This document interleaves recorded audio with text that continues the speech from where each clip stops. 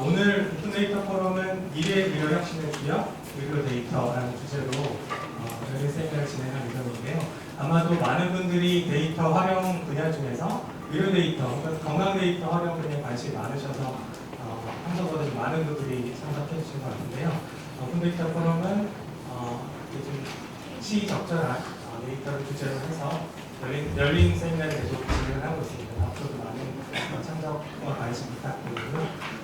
그러면 본격적인 행사에 들어가기 앞서서 저희 오픈데이터 포럼의 운영위원장을 맡고 계신 윤종수 위원장님의 인사 말씀을 짧게 청해 듣고 행사 시작하도록 하겠습니다.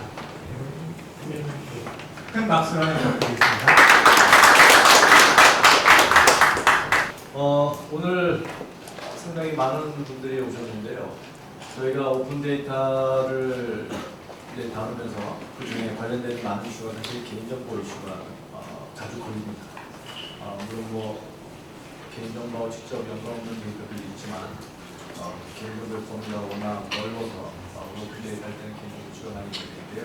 여러분들 다 잘 아시고 계시지만 개인정보를 둘러싼 여러 가지 법제나 이런 부분은 계속 논쟁거리고 지금도 교정법이 올라가 있지만 아직 진행이 잘 안 되고 있고 또 거기에 대해서도 찬반 의견도 많으시고 그래서 참 어려운 주제인데 사실 개인정보라는 건 뭐 개인정보를 보호하느냐 마느냐 문제가 아니라 어디까지 남들과 쉐어를 하느냐를 정하는 법이라고 말할 수 있거든요. 그리고 보호나 활용이 사실 같은 면에 이제 서로 다른 쪽을 얘기하는 거예요.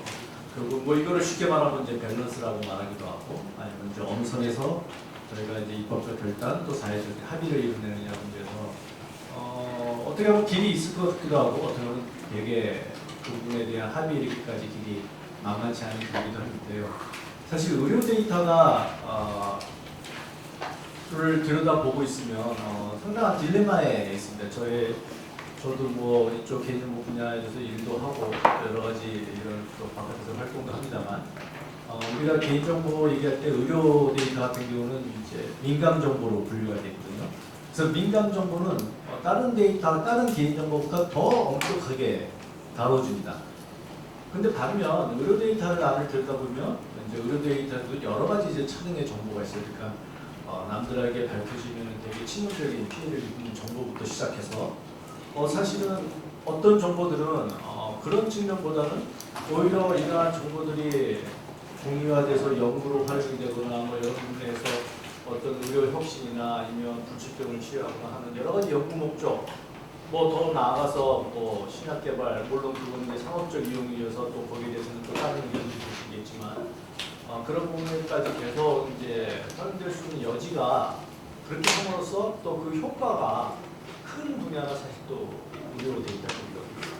그래서 저희가 이 의료 데이터는 상당히 예민한 부분이고 많은 논쟁거리도 있습니다만 그 부분을 잘 좀 따져서 어떤 일률적인 도구화적인 접근보다는 그 부분 하나하나 따져서 실질적으로 그 정부 주체에 대한 피해 부분, 민감 정보를 알 수 있는 그런 부분은 특히 그런 피해 부분을 갖다가 잘 관리하면서 그러한 정보로부터 혁신을 끌어내고 그 혁신은 모든 사람들한테 사실 돌아갈 수 있는 부분이어서 그런 혁신을 끌어낼 수 있는 기회가 없는지 그런 부분을 좀 더 진지하게 구체적으로 막연하게 말고 구체적으로 좀 따져가야 되는 게 지금 상황 아닌가 싶어요. 그래서 사실 이 주제는 오늘 한 번이 아니고 계속 또 기회가 있으면 여러분들의 또 많은 의견을 듣고 또 서로 간의 논의를 해봤으면 하는 주제인데요. 오늘 사실 나오신 분들이 기업 쪽에도 나오시고 그다음에 의료기관 쪽에 나오시고 그다음에 정보 주체로서 또 환자 단체에서 좀 나오셔서 다양한 시각에서 아마 얘기를 해주실 것 같은데 한번 오늘 얘기를 잘 들어보시고 또 필요한 부분이 있으면 추가적으로 이런 부분을 마련해서 좀 더 심도 있는 또 의미를 또 진행해보면 좋겠습니다. 그런 면에서 오늘 나와서 발표해 주시고 토론해 주시는 게 미리 감사드리고요. 또 여기 오신 지금 뜨거운 관심을 보이시는 여러분께서도 적극적으로 참여하시고 나중에 질의응답이나 패널 토론 때 의견을 주시고 보면 좋을 것 같습니다. 네, 고맙습니다. 오늘 저희 오픈데이터 포럼 열린 세미나는 두 가지 분야로 나눠서 진행이 되는데요. 먼저 이달의 오픈데이터라고 해서 저희가 오픈데이터 포럼 운영위원회에서 이달에 조금 주목할 만한 오픈데이터 프로젝트나 기관들이 있으면 소개시켜드리는 코너가 있고요. 그 이후에 의료 데이터 활용에 대한 본 행사로 넘어가도록 하겠습니다. 그럼 먼저 이달의 오픈데이터 코너를 진행할 텐데요. 저희 이번 그 오픈데이터 포럼 주제에 맞게 의료 데이터, 건강 데이터 쪽을 다루는 곳을 모셨습니다. 이번 달의 우수 오픈데이터는 오픈데이터를 활용한 사회경제적 사례를 제목으로 잡아봤고요. 프로젝트에 대해서 강연해 주실 분은 사회적 기업 유메인 주식회사 오상용 대표님 자리하셨습니다. 큰 박수 환영 부탁드리겠습니다.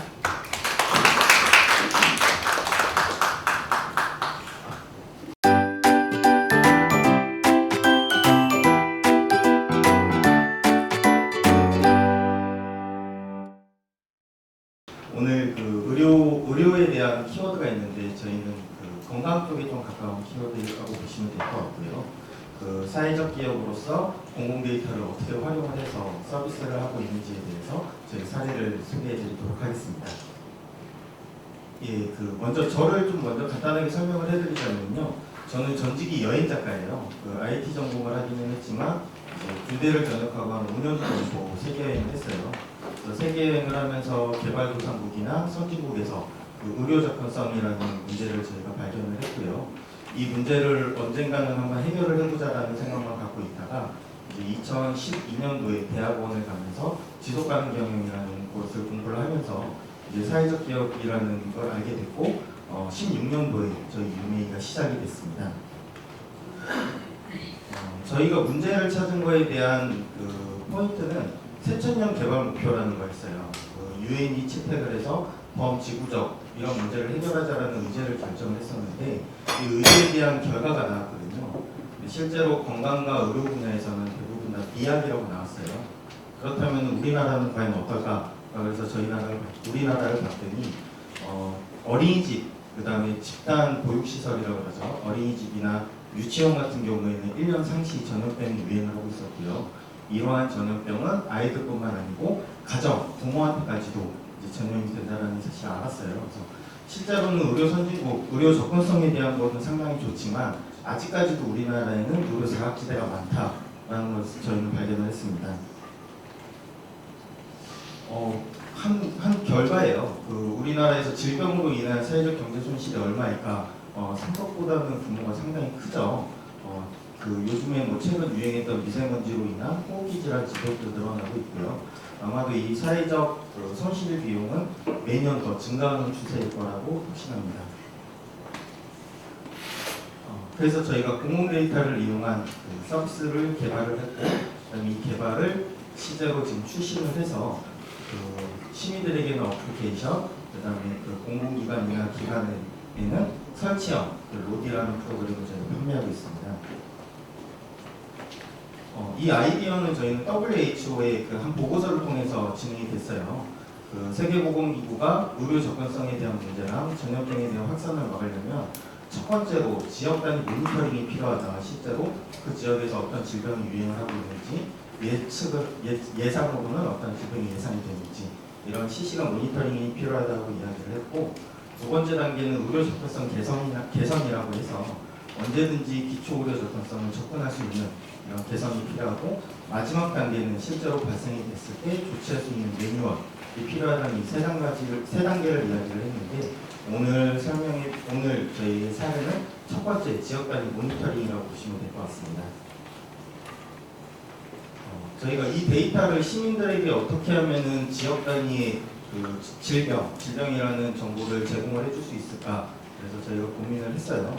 그때 이제 공공 데이터에서 저희가 발견한 거는 그 기상 정보랑 환경 정보, 그다음에 건강에 대한 거는 그 국민건강보험공단과 그 질병관리본부에 대한 데이터였어요. 그래서 그 데이터만으로는 이제 살짝 부족했거든요.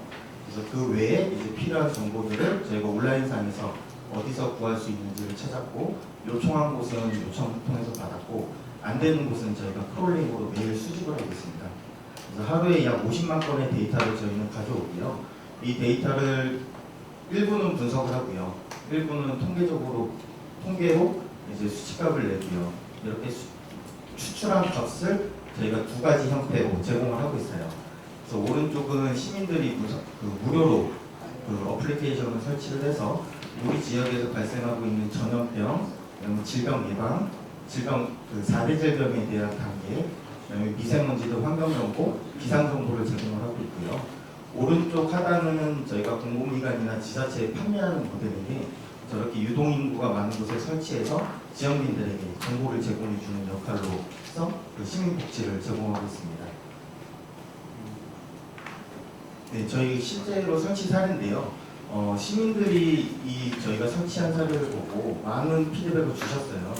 네, 특히 여기 계신 분들은 대부분 다 그 성인이시고 그래서 전염병이 뭐 그게 필요한가라고 할 건데 아이들이 있는 가정 같은 경우에는 수족고라든지 유행성 성면 뭐 몇몇 특정 전염병에 대해서 상당히 민감하거든요.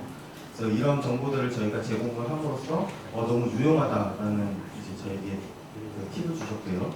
그리고 또 어떠한 정보들이 있으면 좋겠다라는 피드백을 주셔서 저희는 지금도 계속 개선 작업을 하고 있습니다.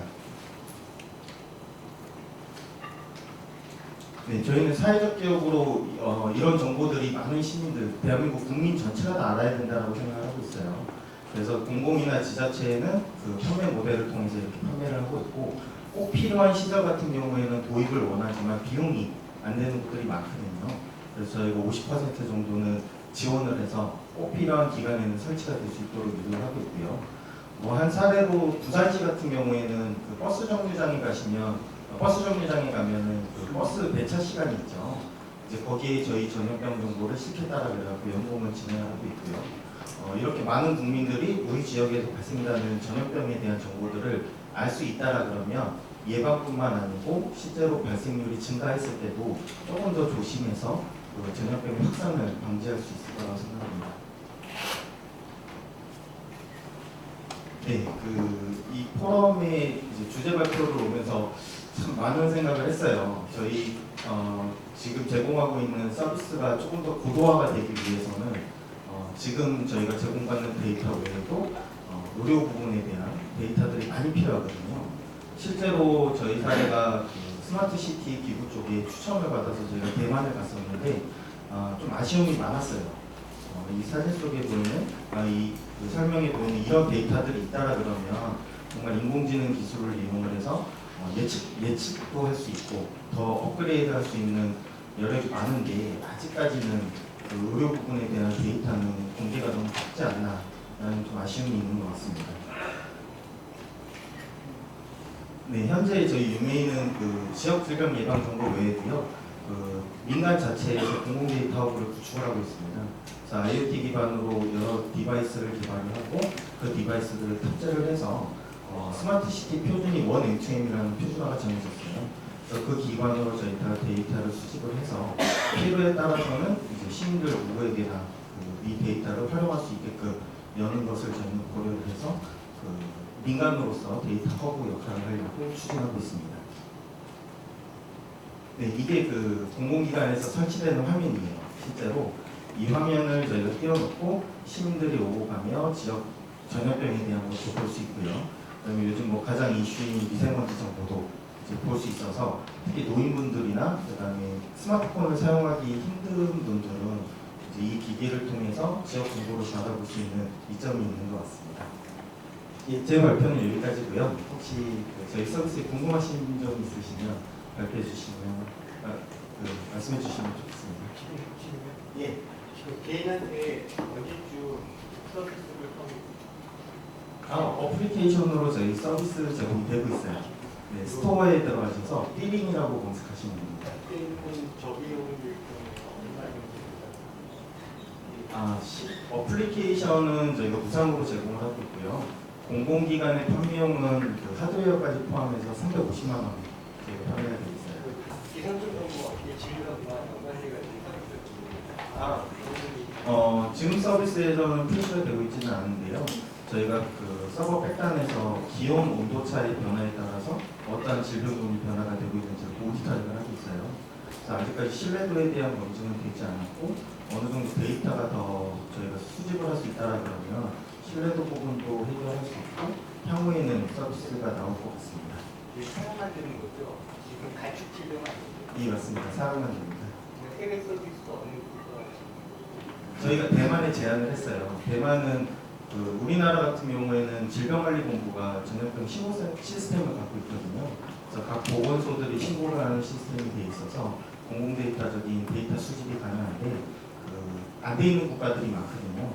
그래서 저희가 대만한테 제안을 한 건 그 신고 시스템까지 구축할 수 있는 통합 솔루션을 제공을 하겠다. 그래서 구단이든 아니면 더 작은 단위든 마을 단위든 그래서 한번 구축을 해보자고 제안한 상태입니다. 네, 아주 자세하게 질문을 해주신 것 같아요. 또 혹시 서비스나 아니면 궁금하신 사항은 제안하실 수 있나요?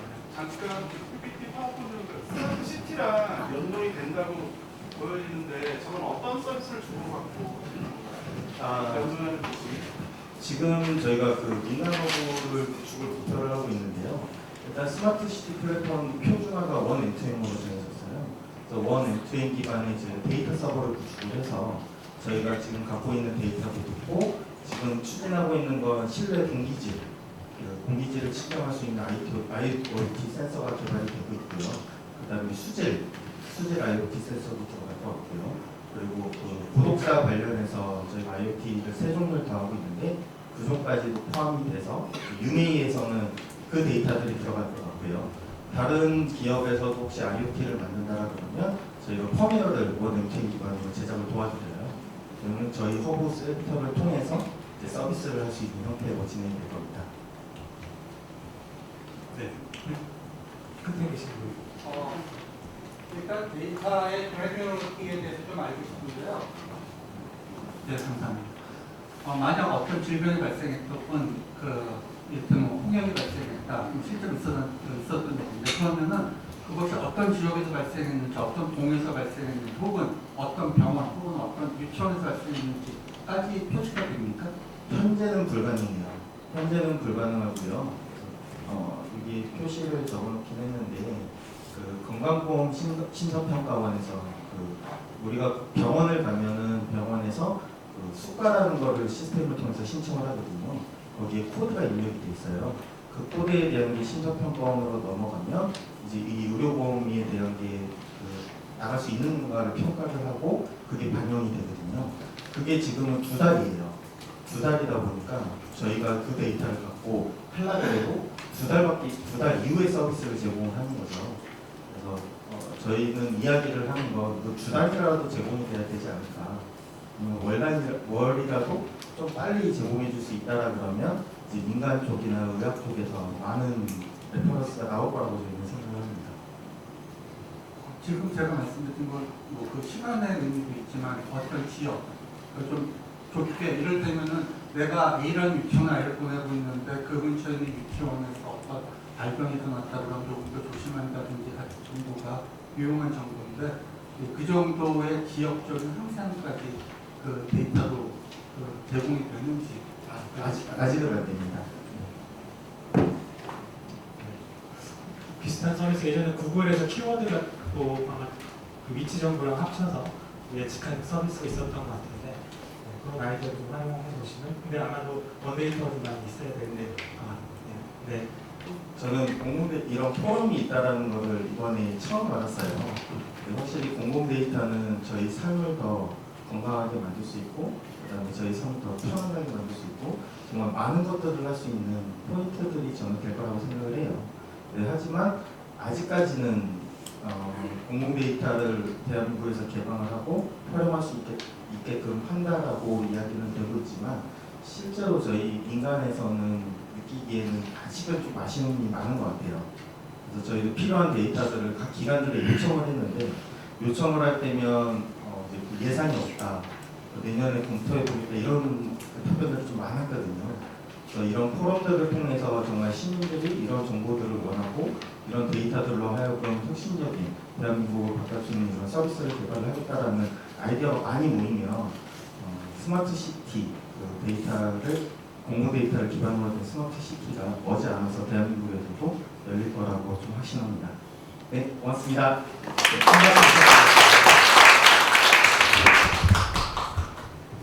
그러면 이어서 오늘 본격적인 주제로 넘어갈 텐데요. 열린 토론 시간에는 세 분의 오늘 발제자 분들을 모시고 발제를 각각 청해 듣도록 하겠습니다. 그리고 발제 이후에는 세 분을 다시 연단으로 모시고 Q&A 세션으로 진행할 예정입니다. 그러면 그 세 분 발제자분들 중에 오늘 첫 번째 발제자를 소개해 시켜드릴 텐데요. 첫 번째 발제를 해주실 분은 제목은 의료 오픈 데이터와 마이 데이터라는 주제로 발제를 해주실 예정이고요. 라이프 시멘틱스 김동범 이사님께서 자리에 함께 해주셨습니다. 큰 박수로 앞으로 모시도록 하겠습니다.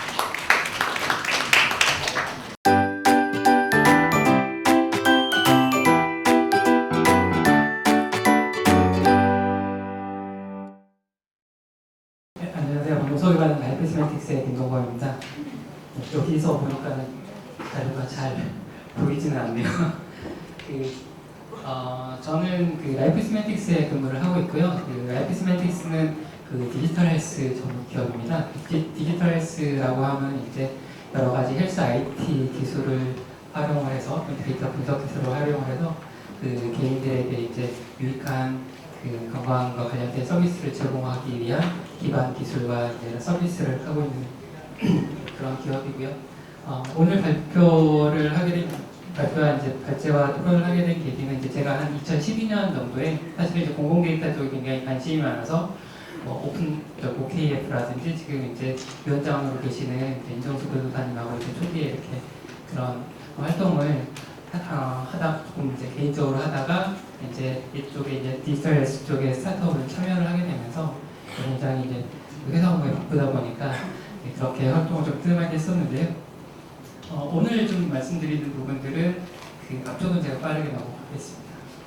오픈 데이터, 마이 데이터에 대한 부분인데요. 의료 쪽에서 우선 오픈 데이터에 대한 부분들은 이제 많이 얘기를 하셨을 것 같고요. 그 전체적으로 이제 그 오픈 데이터 영역들이 공개되는 데이터이기 때문에 이제 그 미국에서 같은 경우는 이제 데이터 거부 쪽에서 이러한 공공 데이터를 많이 오픈을 하고 있고요. 국내에서는 지금 정보진흥원에서 그 데이터 지오.kr에 굉장히 많은 데이터가 그 제공을 하고 있더라고요.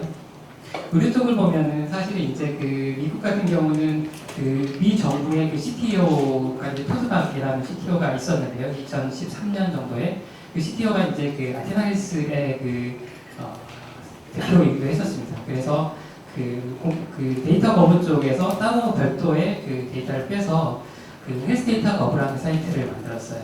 그래서 여기에는 의료 데이터만 집중적으로 이제 그 공공 데이터를 올려놨었고요. 지금은 사이트가 바뀌어서 이제 헬스케어.gov라는 사이트를 운영이 되고 있더라고요. 국내 같은 경우는 이제 오픈 데이터 hian.원.kr 아까 그 이메일에서 소개를 드렸던 그 공공 데이터들이 그 공공 데이터 포탈에서도 많이 이제 활용을 하셨겠지만 이제 시평 같은 데서 이렇게 제공하는 데이터라든지 오픈 API 같은 부분들을 많이 활용을 하셨을 겁니다. 의료 쪽에서 데이터의 성격들을 간단하게 좀 소개를 해드리면 그 EMR 데이터라고 하죠. 우리가 병원에 가면 기록되는 여러 가지 진료 기록들 그리고 업무과에서 다루는 이런 데이터들을 이제 크게 EMR 데이터라고 합니다. 이 데이터는 병원 안에서 주로 생성이 되고 활용이 되는 이런 데이터고요. 그 EHR 데이터 용어는 비슷한데 그 일렉트로닉 헬스 레코드라고 하는 부분들은 이제 그 병원 안에 있는 데이터가 우리가 이제 다른 병원을 가거나 할 때 이 데이터 그 기록을 다른 그 병원으로 이제 전송을 하거나 보내거나 하는 이런 시스템을 구축하는 데 필요한 부분들을 이제 EHR이라고 합니다. 국내에서는 이제 진료정보 교류 사업에 이런 부분들이 활용이 되는데요. 또 하나는 앞에 두 개의 그 개념들은 이제 병원에서 그 의료진들이 사용을 하는 개념이라고 한다면 PHR이라는 개념이 있습니다. Personal Health Record라는 개념이 있는데 이 관점은 이제 의료진이 아니라 의료 소유자인 개인이 나에 대한 건강에 대한 데이터를 의미를 하고요. 이 PHR 데이터에서는 앞서 말씀드렸던 병원에서 생성되는 이런 진료 기록과 그리고 내가 일상에서 생성하는 여러 가지 건강과 관련되어 있는 라이프 로그들 그리고 또는 내가 그 유전자 검사를 받았다 그러면 거기서 생성된 유전자 데이터까지도 크게 그 PHR 데이터, 나의 건강 데이터라고 볼 수가 있겠습니다. 그리고 이제 이러한 데이터들이 이제 또 공공기관에 이제 전송이 되거나 뭐 축적이 되거나 해서 의료기관에 있는 이런 데이터들이 이제 시평원으로 송부가 되면서 이렇게 전달이 되고 또는 건보공단이나 이쪽에 이제 전달이 되면서 이런 부분들을 이제 코드화하고 또는 여러 가지 비식별화한다거나 통계 데이터들을 공공데이터 포털이나 앞서 말씀드렸던 시평원 사이트에서 이제 제공을 해서 활용을 하게 하고 있죠. 또 하나는 이제 여러 가지 population health, 인구 통계학적 관점에서 여러 가지 이제 통계 데이터나 또는 엑셀 같은 형태로 해서 여러 가지 질병과 관련된 현안들을 제공해준 이런 사이트들도 있습니다. 저는 이제 말씀드릴 부분들은 개인의 데이터 관점에서 말씀을 드릴 텐데요. 개인 데이터, 개인의 건강 기록 데이터는 최근에 이제 많은 관심을 갖게 됐죠. 소비자들이 이제 건강에 관심을 갖고 있고, 과거에는 이제 그게 이제 수동적이었다가 많은 정보를 막 찾아봅니다. 인터넷에서 찾아보고, 병원에 가서 진료를 갈 때도 질문도 많아지고요. 그리고 이제 이런 웨어러블 디바이스나 이런 것들이 생기면서 이제 퀀터파이드 셀프라고 해서 자기 건강에 대한 부분들을 정량화하고 싶어요. 내가 몇 걸음 걸었는지, 내 혈당 수치가 어떻게 쭉 변화가 되는지, 전에는 그냥 높습니다, 낮습니다, 잘 관리가 되고 있습니다 이렇게만 했었다면 데이터에 대한 관심이 많아지기 시작했습니다. 그래서 이제 대표적인 의료 쪽에서 대표적인 사례가 이제 Patients Like Me라는 이런 사이트인데요. 이 사이트는 2014년도에 시작을 해서 루게릭병에 대한 데이터를 이제 좀 기록하고 공유하고 환자 커뮤니티에서 시작을 했습니다. 지금은 약 60만 명 정도의 회원들이 굉장히 많은 질환에 대해서 데이터를 스스로 기록을 하고 올리고 공유하는 사이트입니다. 그리고 여기서의 Patients Like의 수익 모델은 이제 그 데이터를 분석을 해서 또 활용을 해서 또 정보를 제공을 해주거나 하는 쪽에 이제 수익 모델을 가져가고 있고요. 마이데이터 관점에서 나의 건강기록을 갖는 관점에서는 병원에 있는 나의 진료기록을 사본을 떼기는 하지만 이것들을 제가 어떤 데이터의 관점으로 활용을 하거나 이런 부분들을 좀 현재 어렵습니다. 국내 같은 경우는. 미국 같은 경우는 이제 오바마 케어가 이제 시작되면서 블루버튼이라는 개념의 프로젝트 사업을 시작을 했어요. 이제 제한군인 병원에서부터 이제 시작을 했는데요. 거기에서는 이제 병원에 접속을 하면은 이런 파란색 버튼을 줍니다. 그래서 파란색 버튼을 클릭을 하면 내가 그 병원에서 진료를 받았던 기록들 다운로드를 받을 수 있어요. 그래서 이 부분은 처음에는 PDF 같은 이런 형태의 텍스트나 PDF 형태를 다운로드 받았다면 2단계에서는 블루버튼 플러스라는 이 단계에서는 가공할 수 있는 데이터, 구조화된 데이터 형태로 다운로드를 받을 수 있게 발전을 했고요. 또 이 데이터를 내가 원하는 다른 헬스케어 프로바이더에 전송을 할 수 있게끔 하는 형태까지 이제 발전을 했습니다. 국내 같은 경우는 이제 병원에서 여러 가지 환자에 대한 정보들을 제공을 합니다. 병원에 대해서 편의 기능도 제공을 하지만 접속을 해서 병원에서 제공하는 앱 같은 것들을 다운로드 받아보면 내가 언제 병원에 갔는지, 검사 기록은 어떻게 했는지 이런 정보들을 확인을 할 수 있습니다. 하지만 이런 것들을 데이터의 형태로 제공을 하거나 하지는 아직까지는 하고 있지는 않습니다. 그러면 의료의 오픈 데이터와 마이 데이터 이 두 가지 성격을 잠깐 말씀을 드리면 건강분야 데이터의 분류는 크게 이제 마이 데이터와 보건의료 빅데이터로 나눌 수가 있습니다. 마이 데이터는 순순하게 개인 관점에서 나의 관점에서 활용할 수 있는 형태의 데이터이고요. 보건의료 빅데이터는 데이터의 내용은 비슷하지만 그것들을 비식별화하거나 가공하거나 해서 2차로 활용할 수 있게 하는 그런 데이터입니다. 그런 부분들이 아까 신평원의 이제 공공 데이터 형태로 올라오게 되고요. 또는 IRB라든지 이런 것들을 통해서 병원에서는 의료진들이 그 데이터를 분석할 수 있게끔 클리니컬 데이터 웨어하우스라고 해서 CDW라는 걸 구축을 해놨습니다. 그러면 여기 있는 데이터를 분석을 해서 의학적으로 논문도 사용을 하고 연구도 하게 됩니다. 또 하나는 최근에 이제 산업부라든지 보건복지부에서 이제 프로젝트를 많이 진행을 하고 있는데 CDM이라는 것들이 있습니다. 국내 의료법상 이 병원에 있는 진료 기록이 병원 밖으로 나갈 수가 없습니다. 비식별 데이터 처리를 하더라도 나가기 굉장히 어려운 구조로 되어 있기 때문에 이러한 데이터를 각 병원마다 공통된 데이터 모델로 구축을 해놓고 분석을 할 때 일관된 방법으로 분석을 하게 하자라는 이런 사업이 이제 CDM 사업이라고 할 수가 있겠습니다. 마이데이터 쪽 관점에서 말씀을 드리면 마이데이터는 내가 이제 이런 데이터를 활용하는 이런 관점입니다. 국내 같은 경우는 금융 쪽에 이제 마이데이터가 활발하게 진행이 되고 있고 의료 쪽에서도 의료 마이데이터 사업들이 이제 시작을 했습니다. 금융 쪽에서의 마이데이터 사업들은 좀 활발하게 되어 있습니다. 그래서 핀테크 기업들, 뱅크셀러라든지 리치앤코 같은 것들이라든지 보험 숨어있는 보험 찾아드릴게요. 그리고 보험 비교해드릴게요. 그 보험에 있는 것들을 분석을 해가지고 보장이 되는지 안 되는지 이런 것들도 알려드릴게요. 이런 빅테크 기업들이 금융 쪽의 마이데이터를 활용을 기술을 활용을 하고 있습니다. 의료 쪽에서는 이제 여러 가지 이슈로 그런 부분들이 금융 쪽보다는 좀 덜하게 진행하고 되고 있는데요.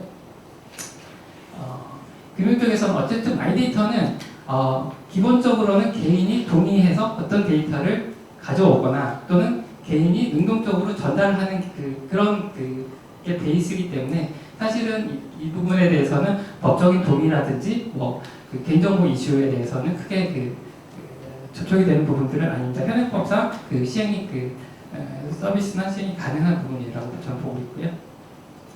미국 같은 경우에 이제 히파에서는 의료정보보호법 우리나라의 요리법과 같은 부분이라고 볼 수 있겠는데요. 여기서 다루는 부분들은 병원 안에서의 다루는 의료 데이터에 대해서만 정리하고 있는 게 아니라 개인이 다루는 이제 개인정보 보호의 권리라던가 그 다음에 나의 데이터를 가족 및 친구와 어떻게 공유할 것인가에 대한 부분까지 그러니까 환자 관점에서 의료 데이터를 어떻게 다뤄야 될 것인가에 대한 부분까지 폭넓게 다루고 있습니다.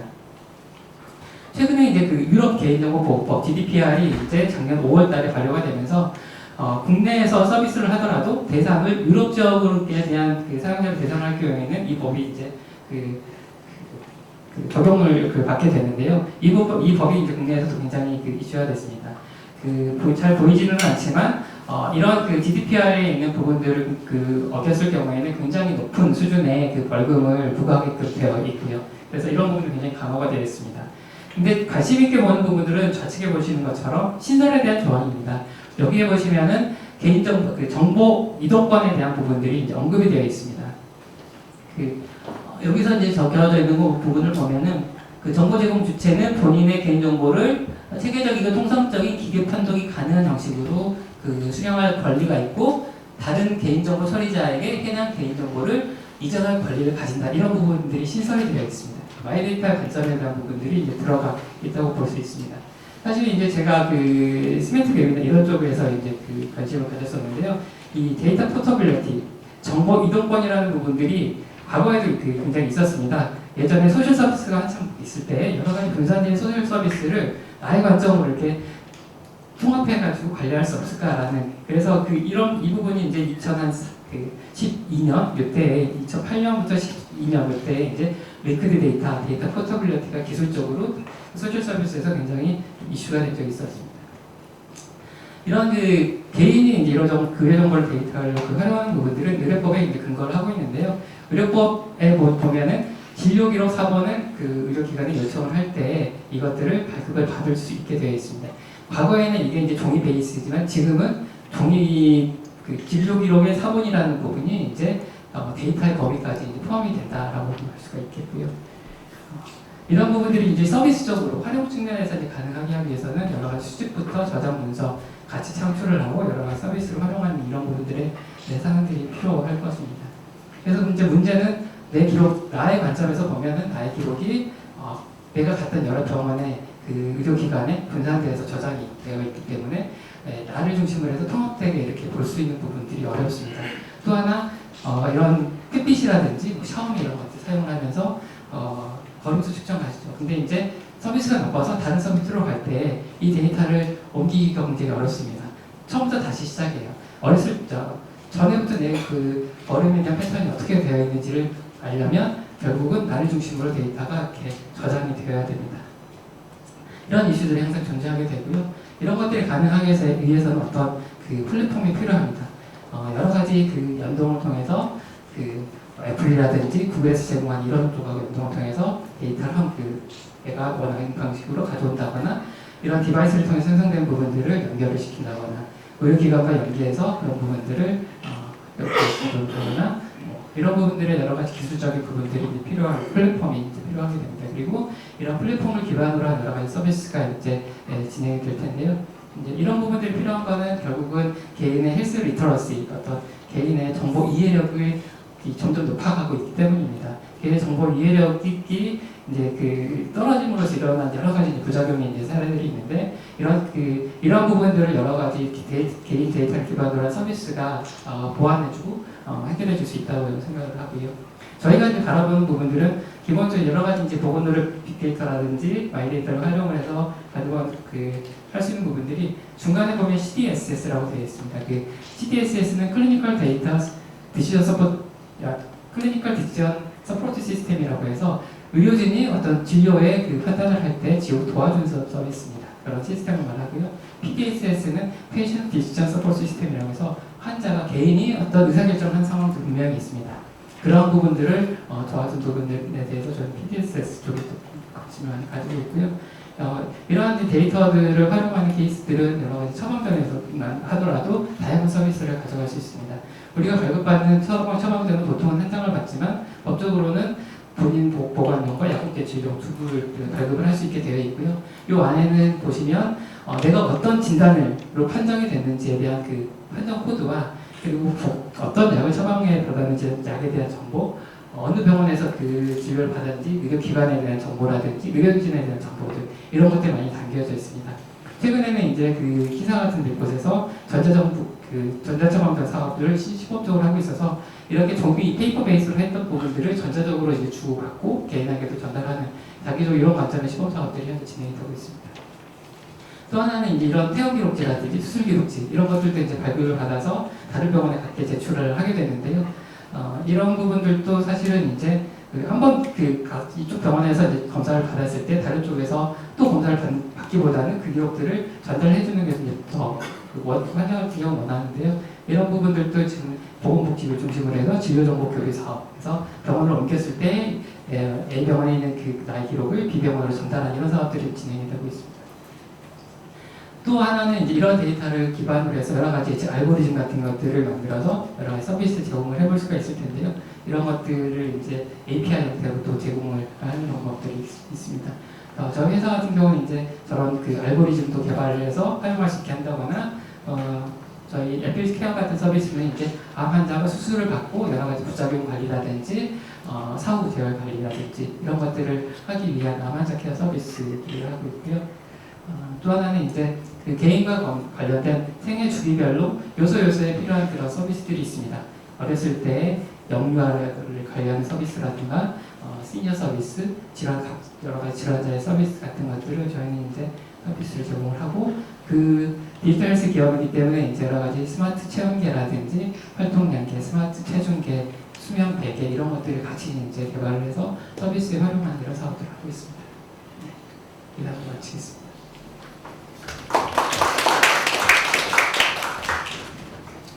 그러면 두 번째 발제로 바로 이어갈 텐데요.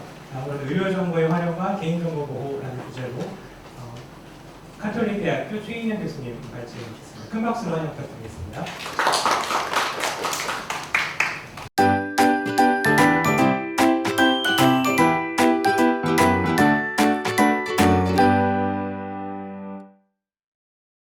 오늘 이런 귀한 자리에 주셔서 너무 감사드리고 제가 발표드릴 내용은 아마 병원 입장에서의 그 데이터에 대한 생성과 활용 또 그거 관련된 법적인 이슈 이런 것들에 대해서 얘기를 진행을 하려고 합니다. 아마 올해 초에 되게 핫 이슈였죠. 그러니까 데이터를 활용하는 그런 이제 국가 프로젝트들이 많이 나왔고 이 데이터 산업에 대한 활성화를 하겠다라는 많은 이제 그 공약들 그리고 전략들이 많이 나왔습니다. 실제로 많은 사업들이 또 진행이 되고 있고 하지만 사실 이제 저는 개인정보보호위원회 산하의 제도발전위원회라고 하는 전문위원회가 있는데 거기서도 이제 여러 가지 자문위원을 하고 있는데 하다 보면 그쪽에 개인정보보호법과 관련된 그 일을 하시는 분들은 엄청나게 보호나 이런 쪽에 관심이 많으시고 이런 분들의 입장에서는 이 활성화를 통해서 어떤 개인정보의 유출 이런 것들에 대해서 우려가 또 많으십니다. 아마 여기 계신 분들은 주로 활용하고자 하는 것에 대해서 관심이 많으셔서 개방을 해야 된다고 생각하지만 한편으로는 또 유출이나 뭐 부작용 이런 것들에 대해서도 관심이 많기 때문에 이 두 개를 아까 모두에 말씀하신 것처럼 어떻게 밸런스 있게 가져갈 거냐라는 부분에 대한 논의가 좀 필요할 것 같고 그거에서 이제 어떻게 할 거냐라는 부분에 대해서는 이제부터 우리가 논의를 좀 하고 정리를 해야 되는 단계가 아닌가라고 생각을 합니다. 이제 이사님께서 라이프 시멘틱스 이사님께서 많이 설명을 해주셨는데요. 이제 저희는 주로 이제 병원에 있는 사람입니다. 그래서 병원에 있는 아까 EMR이라고 하시는 이 부분, HIS라고 헬스 하스피트 인포메이션 시스템이라고 하는 병원에 있는 실제 개인의 아이덴티파이가 들어있는 그런 정보들을 주로 이제 다루는 사람이라고 보시면 될 것 같습니다. 그래서 이 병원에 있는 자료들이 사실 여러분들이 생각하는 것보다 훨씬 더 많이 활용이 되고 있습니다. 근데 이제 활용을 하기 위한 기본적으로 법과 절차 이런 것들이 다 있는데요. 아까 윤회에서 이제 좋은 사례를 발표를 해준 게 바로 여기 신병원과 분단으로 가는 부분입니다. 모든 의료에 대한 행위가 끝나면 그것을 저희는 청구를 합니다. 신병원에. 보험을 청구를 하기 때문에 개인의 정보들이 다 거기에 어떤 진단을 받으셨고 약을 처방을 받으셨고 어떤 수술을 했는지에 대한 정보가 다 들어가요. 물론 결과에 대한 결과값은 안 갑니다. 그래서 여러분들이 혈액 검사를 했을 때 결과값은 안 가고요. 또 하나 안 가는 거는 비급여에 대한 정보는 안 갑니다. 왜냐하면 이거는 수가를 국가에서 주는 것이 아니기 때문에 돈일 필요가 없습니다. 그래서 그런 정보들이 빠져있는 데이터들이 여기 간다. 그리고 약국에 당연히 처방전, 요즘에 전자처방전으로 나오기 때문에 약국으로 가고 이 정보가 약학정보원이라는 곳으로도 갑니다. 그래서 우리나라에 어떤 약이 얼마나 팔렸는지 이런 것들에 대한 준비를 하고 있고요. 또 하나 이제 EMR이라고 하는 병원 정보 시스템을 물론 자체적으로 개발하는 병원들도 있지만 외주를 주는 경우도 많습니다. 그래서 EMR로 가는 부분도 또 많이 갑니다. 그래서 이제 이 부분들은 사실 개인의 동의를 받고 나가는 부분인 것이죠. 자, 그 다음에 국가에서 많은 정보들을 모읍니다. 여러분들이 응급실 가시면 매번 응급실에 어떤 환자들이 많이 왔는지에 대한 정보를 모릅니다. 왜냐하면 아까 말씀하신 전염병이라든지 이런 것들에 대해서 질병관리본부가 다 파악을 해야 되기 때문에 그런 정보들이 다 가고 또 하나는 여러분들이 뭐 피나 뭐 DNA나 이런 걸 하면 그거를 모으는 곳이 또 질병관리본부에 있습니다. 인체유래물연예인이라고 하는 곳에 또 넘어가고 여러분이 암이다라고 하면 암에 대한 것들 관리하는 암센터로 암등록 사업이라는 게 있습니다. 그래서 여기로 넘어가는 부분은 물론 디아이덴티파이를 하지만 그러니까 비식별을 하지만 일반적으로 비식별 조치 가이드라인에 따르는 정보의 비식별은 아닙니다. 그냥 어떻게 보면 아이디만 있고 이름만 없을 뿐이지 다 간다라고 보시면 됩니다. 근데 암등록 사업은 또 특이하게 주민등록번호가 갑니다.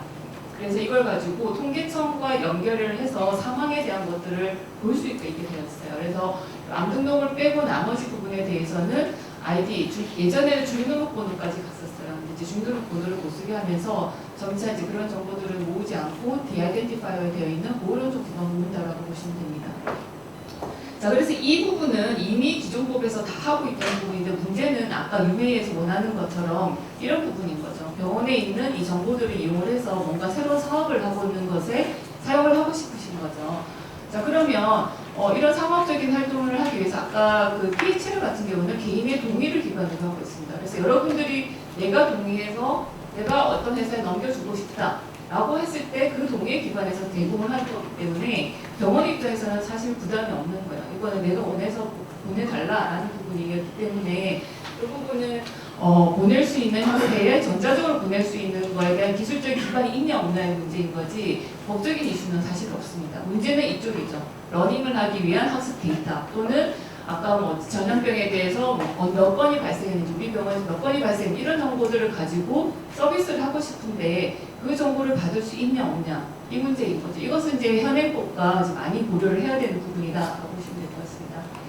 자, 그래서 데이터 산업을 활성화하기 위해서는 사실 데이터를 어떻게 구축하고 저장하고 분석할 것이냐 이런 부분에 대해서 많이 고려를 해야 될 거라고 생각하는데 현행법상에서 그러면 현재 이루어지고 있는 보건의료와 관련되어 있는 플랫폼 사업이 어떤 것들이 있냐 아까 이제 여기에서 사용하셨던 이 신병원 여기에 있는 데이터 이것이 처음에는 그 샘플 데이터를 개방을 했었어요. 그래서 다운로드를 받을 수 있는데 이게 지금 전면 다 막혔습니다. 왜 막혔을까요?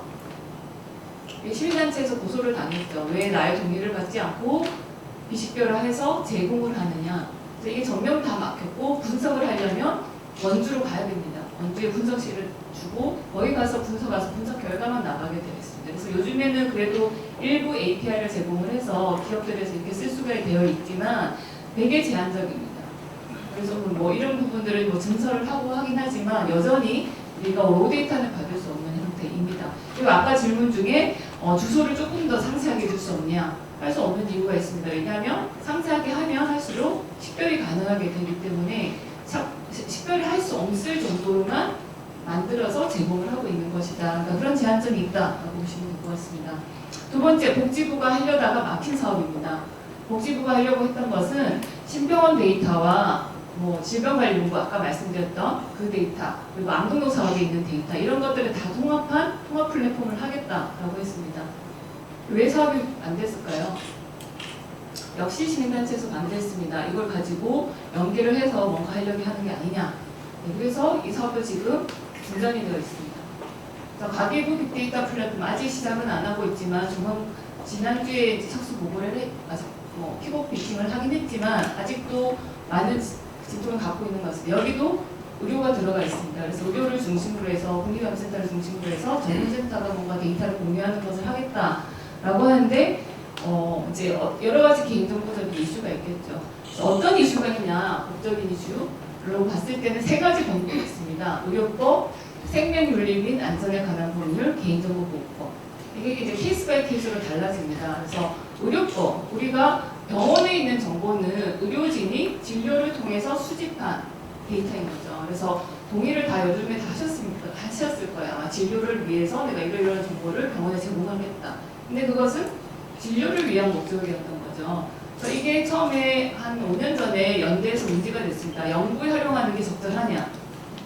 근데 다행히 그 동의서안에 기타가 있었다고 합니다. 그래서 기타가 있으니 기타는 뭐 아는 것을 포함을 하는 거니 허용을 해주는 쪽으로 이렇게 판결이 나서 다행히 그때 이제 문제가 덜 됐는데 그 이후로는 동의서에 연구 목적 여기서 엄청나게 많이 들어가 있고 모든 기업들도 이제 아까 EMR 업체 이런 것들이 다 들어갑니다. 그러니까 문제는 업체 하나만 이름이 바뀌어도 다 받아야 되는 거죠, 다시. 지금 우리는 목적뿐만이 아니라 기업명도 정확히 써야 되고 기간도 정확히 써야 됩니다. 그래서 의료진 입장에서는 환자 데이터를 어떤 형태로든 제공하는, 제3자 제공한다는 것이 법적으로 엄청나게 많은 부담을 갖고 있는 행위입니다. 그래서 오픈을 하라는 입장에서 왜 오픈을 안 하냐 하지만 사실 의료진의 입장에서는 오픈하는 것들에 대한 부담감이 있는 부분이다 라고 보시면 될 것 같습니다. 자, 두 번째, 연구를 하는 경우 우리가 생명윤리 및 안전에 관한 법률에 따라서 하고 있습니다. 아까 IRB라고 하는 걸 얘기를 했었죠. 그래서 여러분들이 생각할 때는 의료진은 병원에 있는 데이터 막 꺼내서 내가 분석하고 할 것 같지만 그렇지 않습니다. 연구 계획서라는 거를 IRB에 다 내야 되고요. 심의 다 거쳐서 어떤 제한적인 거에 대해서 이러이러한 연구 목적을 하겠다라는 것들에 대해서만 볼 수 있게 허가 받은 데에서만 하게 되어 있고 또 연구가 끝나면 폐기하는 게 원칙입니다. 사실. 이것도 사실 낭비죠. 왜냐하면 연구를 위해서 데이터를 다 정제를 다 했는데 우리가 보통 1년 단위로 허가를 받거든요. 끝나면 폐기하라는 것이죠. 그래서 이런 것도 사실 좀 문제가 있는 법이긴 하지만 어쨌든 여기서는 익명화하여 활용을 할 수 있도록 되어 있습니다. 근데 이 익명화에 대한 수준이 비식별 조치 가이드라인과 다릅니다. 그래서 그 부분은 좀 이따 말씀드리고 세 번째, 개인정보보호법. 그러면 병원에 온 환자들에 대한 데이터를 내가 비식별 조치를 해서 사용하는 그것이 가능하냐? 이 부분이 이제 제일 어렵고 이것은 어느 법에 해당이 되느냐? 이게 헷갈리는 것이죠. 그래서 일반적으로 개인정보보호법이라고 얘기를 합니다. 자, 개인정보보호법으로 가면 결국은 동의 기반으로 어떤 정해진 목적에 정해져 있는 기업한테만 제공을 해야 되는 거니까 옛날에 우리가 예를 들어 97년도 왔던 환자들에 대한 데이터를 갖고 있어요. 이거를 AI 학습용으로 줄 수 있냐? 동의를 못 받았잖아요. 이런 것들이 이제 이슈가 있는 거죠. 그리고 목적의 사용을 금지하게 되어 있고 여기서 사용하는 비식별 조치 가이드라인이라는 것으로 비식별 조치를 하면 과연 AI 분석을 할 수 있냐? 이런 것들이 이제 다 여기 적용이 됩니다. 그래서 개인정보에 대한 그 정의가 저희들이 보기는 생명윤리법에서 얘기하는 거랑 개인정보보호법에서 하는 것이 다르다. 왜냐하면 개인정보가 정해져야 개인정보를 익명화하는 거잖아요. 그러니까 개인정보를 어떤 것이 개인정보냐가 정해져야 되는데 개인정보법에 따르면 다른 정보와 쉽게 결합할 수 있는 모든 정보, 그럼 나이, 주소는 어디까지 이런 것들이 이제 다 이것도 결합하면 개인정보화 되는 건가? 이게 이제 애매모호한 것이죠. 하지만 생명윤리법에서는 정확히 나와 있습니다. 개인 식별 정보에 대해서 익명화하라 라고 되어 있기 때문에 아까 IRB를 받는 그 연구에 대해서는 식별 정보만 하면 쓸 수 있도록 되어 있는 것이죠. 그래서 이제 개인정보 보호 가이드라인에 보면 되게 이런 거 다 들어있습니다. 건강상태, 진료기록, 신체 당연히 등급 이런 것들도 사실 중요한 변수인데 키, 몸무게 이런 것들이 다 의료 정보이기 때문에 어떻게 보면 이 변수들을 다 비식별화 조치를 해야 되는 것인가? 라고 생각이 든다는 것이죠. 자, 그래서 만약에 이런 데이터가 있어요. 제가 R002에 알코올 사용장애 지대한을 가든 17세 강남구 거주 이런 유형의 데이터가 3,000명이 있어요. 이거는 비식별 조치가 제대로 된 건가? 문제가 없는가? 자, 두 번째, 뭐 예를 들어서 최모 씨 당뇨 53세 강남구 서초동이라고 되어 있는 5만 명의 데이터가 있다. 그리고 뭐 김모희 고지혈증 34세 방문일이 2009년 12월 13일이고 LDL이 143일 뭐 이런 어떤 수치와 LDL이라는 검사 수치에 대해서 정확한 수치가 들어있는 9만 명의 자료가 있다. 이 자료를 써도 되냐? 이렇게 이제 케이스 바이 케이스로 들어가면 이게 과연 비식별 조치가 되어 있는 정보인지 개인정보인지에 대해서 판단을 해야 되는 것인 거죠. 자, 그리고 이 감염된 정보라고 하면 제3자 제공이 가능한가? 개인정보보호법에 따르면 개인한테 일일이 다 동의를 받아야 되는 것이죠. 근데 내가 사용하고자 하는 목적이 예를 들어서 국가연구비, 예를 들어 니아에서 제가 돈을 국가 사업으로 받았어요. 그 사업을 수행하기 위해서 우리가 어떤 데이터를 모으고 공개하는 이런 사업인 경우에도 개인정보보호법에 적용을 받아야 되는 건가? 두 번째, AI 분석 기업에 제공하는 데 줄 수 있냐? 이거는 공공의 목적이냐? 아니면 상업적 목적이냐? 자, 임상시험을 위해서 어떤 CRO의 분석을 요구할 때 이게 가능하냐? 현재 가능한 부분은 IRB를 거친 임상연구일 경우만 가능합니다. 그래서 이 모든 경우에 대해서 IRB 허가를 받는 프로세스가 들어가야 되는데 IRB 받는데 적어도 2~3개월이 걸립니다. 그래서 여러분들이 만약에 병원과 일을 하고 싶다라고 하면 현재는 IRB를 거친 임상연구에 대해서만 가능하다. 자, 그렇다는 얘기는 상업적으로 여러분들이 사용하는 부분에 있어서는 어렵다 현재는 라고 보시면 동의를 받지 않는. 자, 그 다음에 또 문제는 인명 감염 비식별화에 대해서 구청마다 너무나 다르다. 개인정보보호법에서는 감염설이라는 용어가 있고 인명설이라는 게 있고 되게 다양하죠. 자, 생명윤리법에서는 되게 간단합니다. 아까 식별 정보에 대해서 임명하면 된다라고 되어 있습니다. 그래서 식별 정보라고 하면 환자의 진료 기록 아이디, 이름 이 정도이죠. 그래서 그런 어떤 아이디성인 것들에 대해서만 영구적으로 삭제하거나 이것을 뭔가 다른 대체키로 하는 경우는 연구용으로 사용할 수 있게 되어 있습니다. 그렇다는 얘기는 똑같은 얘기입니다. 아까 AI 기업으로 아니면 모발하는 회사로 우리가 생명윤리법에 해당하지 않는 목적으로 제공하기는 현행법상 어렵다라고 보시면 될 것 같습니다.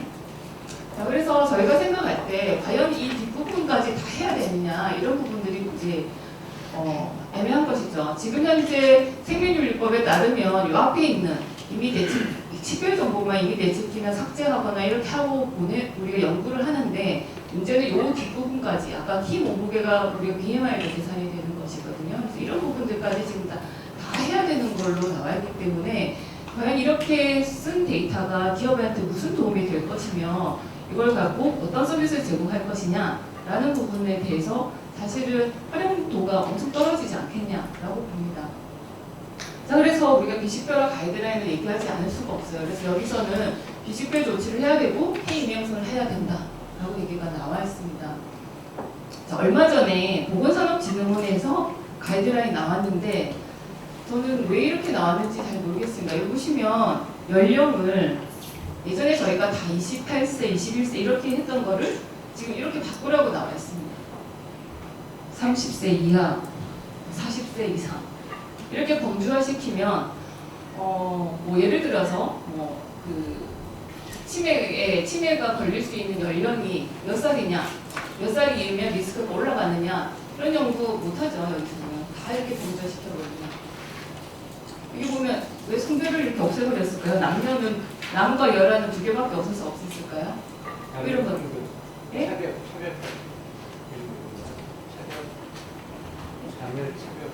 차별 때문에 뺐다고요? 네, 성별이라는 것은 엄청나게 중요한 팩터입니다. 저희들 입장에서는. 그래서 이런 부분들 다 이렇게 되어 있고, 자, 질병. 예를 들어 치매이신 분이 당뇨가 있는 사람과 없는 사람은 예후가 다릅니다. 당뇨에서도 1형 당뇨, 2형 당뇨가 있고 또 서브 그룹으로 나누면 엄청나게 많은 유형의 당뇨가 있는데 그런 것들을 K 다양성 입장에서 다 뭉개버려라. 만약에 이렇게 한다면 이거 역시도 사실은 우리가 개인의 맞춤형 서비스 이런 것들을 개발하기 되게 어렵겠죠. 그래서 이런 부분들이 지금 현재 비식별 조치 가이드라인에는 다 이렇게 묻어져 있다. 그래서 이걸 가지고 과연 기업이 개인 맞춤형 서비스를 할 수 있을까라는 부분들이 사실은 이제 좀 우려스러운 부분인 것이죠. 자, 그럼 미국은 어떠냐? 제가 이제 해외법을 얘기를 하면 미국은 미국이고 한국은 한국이고라고 얘기를 많이 하십니다. 우리나라는 적용이 안 된다. 하지만 적어도 선진국이 이런 법을 쓰고 있다는 얘기는 이 정도 해도 문제가 없었다는 얘기겠죠. 그래서 히파의 경우는 명확하게 나와 있습니다. 이런 것들은 명확히 쓰면 안 되게 되어 있습니다. 여기 이제 우리가 좀 봐야 되는 건 날짜입니다. 입원 날짜, 퇴원 날짜 이 상태로 내보내지 못하게 되어 있고 주소에 대해서는 2만 명 밑으로는 상세하게 못하게 되어 있고 나이는 90세 이상이면 범주화시켜라. 이 정도로 되어 있어서 되게 명확한 이런 기준이 있음에도 불구하고 우리는 이거보다 훨씬 더 강력한 개인정보보호법을 그리고 비식별 조치를 하고 있는 것인 거죠. 그리고 이거에 대한 적정성도 엑스퍼트 디터미네이션이라고 하는 위원회에 의한 어떤 전문가들의 판단에 대해서 맡겨주고 있습니다. 또 하나, 만약에 이 18개 중에 16개를 아예 삭제한 경우는 동의 없이도 공유할 수 있게 되어 있습니다. LDS라고 하는 데이터셋이기 때문에 모든 데이터셋은 저것으로 되어 있고 개인의 서면 동의를 필요하지 않는다라고 하는 법들이 이미 있습니다. 자, 아까 이제 산자부 CDM을 얘기했는데요. 자, 우리나라가 이렇게 어렵다 보니 산자부에서 어떤 과제를 하고 있냐면 그 데이터를 바깥으로 내보내지 않고 병원 안에서 동일한 포맷으로 맞추는 그런 연구들을 하고 있습니다. 저희 병원도 지금 여기 참여를 하고 있고 이렇게 하면은 결국 나오지 않는 거죠. 병원 바깥에 나오지 않고 각각 분석해서 결과만 분석하는데 이걸 이제 메타 분석이라고 합니다. 사실 이거는 문제가 각각 분석했을 때 뭐 유의하다 유의하지 않다랑 통합을 했을 때 유의하다 아닌가 이건 조금 달라질 수 있는 부분입니다. 왜냐하면 병원 특성이 있기 때문에 한 병원에 유의하는데 다른 병에 유의하지 않을 수 있습니다. 그러면 어떻게 평가할 거냐 이런 부분들이 이제 문제되는데 어쨌든 현행법상 이 방법밖에 없는 것이죠. 그래서 빅데이터가 지금 제일 활성화되고 있는 사업은 요 CDM 사업인 것 같습니다. 제가 보기에는. 그래서 저희가 이제 했던 게 알로프리놀이라고 하는 혹시 통풍 주변에 있으신 분들은 아마 다 복용을 하고 있는 약들이실 거예요. 근데 이 약이 갑상선 수치를 오른다, 호르몬 수치를 올린다라는 그런 연구가 있는데 과연 그게 되냐 이런 연구들을 이제 안전원에서 궁금하다라고 이제 던지면은 저희가 이제 이 결과를 내는 것이죠. 그래서 했던 게 여기 보시면 각 병원이 7개가 포함되어 있죠. 그래서 저희 병원 포함해서 7개가 각각 이렇게 데이터를 내는 겁니다. 근데 이 결과는 다행히도 다 유의한 쪽으로 나왔어요. 근데 만약에 이게 지그재그로 나오면 어떻게 판단할 거냐? 이거는 이제 사실은 문제인 거죠. 병원의 특성인지 사람의 특성인지 뭐 의사의 특성인지 알 수가 없는 것인데 현재 이루어질 수 있는 연구는 이 정도 수준이다라고 보시면 될 것 같습니다. 자, 그래서 이제 마무리를 하자면 영국은 이미 오픈 데이터라는 걸 만들어서 의료에 대해서도 뭐 구글이라는 업체도 주고 있고 그리고 활용을 하도록 하고 있죠. 그리고 이미 의료 분야에서 뭐 많은 웹사이트들이 있습니다. 그래서 이런 것들이 활성화되고 있는데 저희가 이런 것들을 활성화하기 위해서는 앞서 보여드린 그런 가이드라인이나 법 이런 것들이 잘 또 갖춰져야 되지 않을까라는 생각을 하면서 제 발표를 마치도록 하겠습니다. 감사합니다.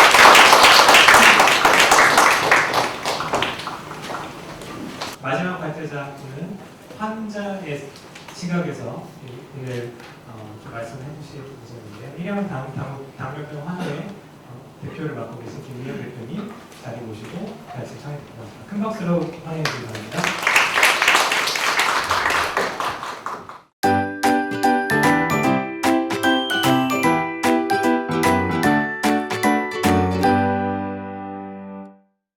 일형 당뇨를 가진 아이를 키우면서 삼성전자 무선사업부에서 엔지니어로서 활동했기 때문에 이런 이제 기술적인 부분이나 데이터 활용이나 이런 것들에 대해서 좀 더 다른 사람보다 쉽게 접근할 수 있다 보니까 이런 부분에 굉장히 관심을 많이 갖게 됐어요. 그래서 저희들은 제가 오늘 발표할 거는 환자들이 실제 건강 데이터를 어떻게 활용하고 있고 왜 활용할 수밖에 없었는지에 대한 질환의 특징과 또 어떻게 활용하고 있는지, 또 환자들이 활용하는 이런 건강 데이터의 한계는 무엇이고 그걸 어떻게 극복해야 할지에 대한 것들을 간단히 소개하도록 하겠습니다.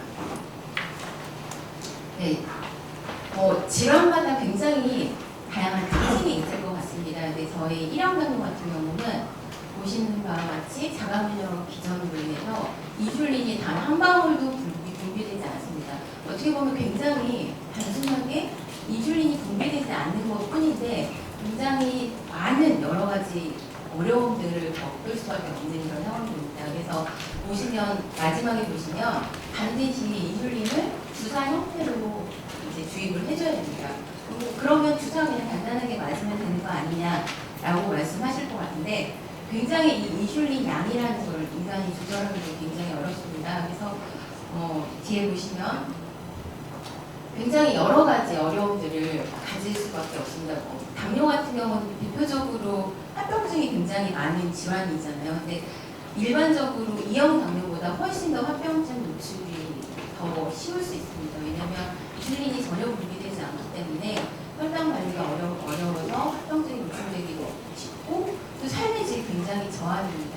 그래서 이런 것들을 극복하기 위해서 이제 저희가 데이터를 활용하게 되었고요.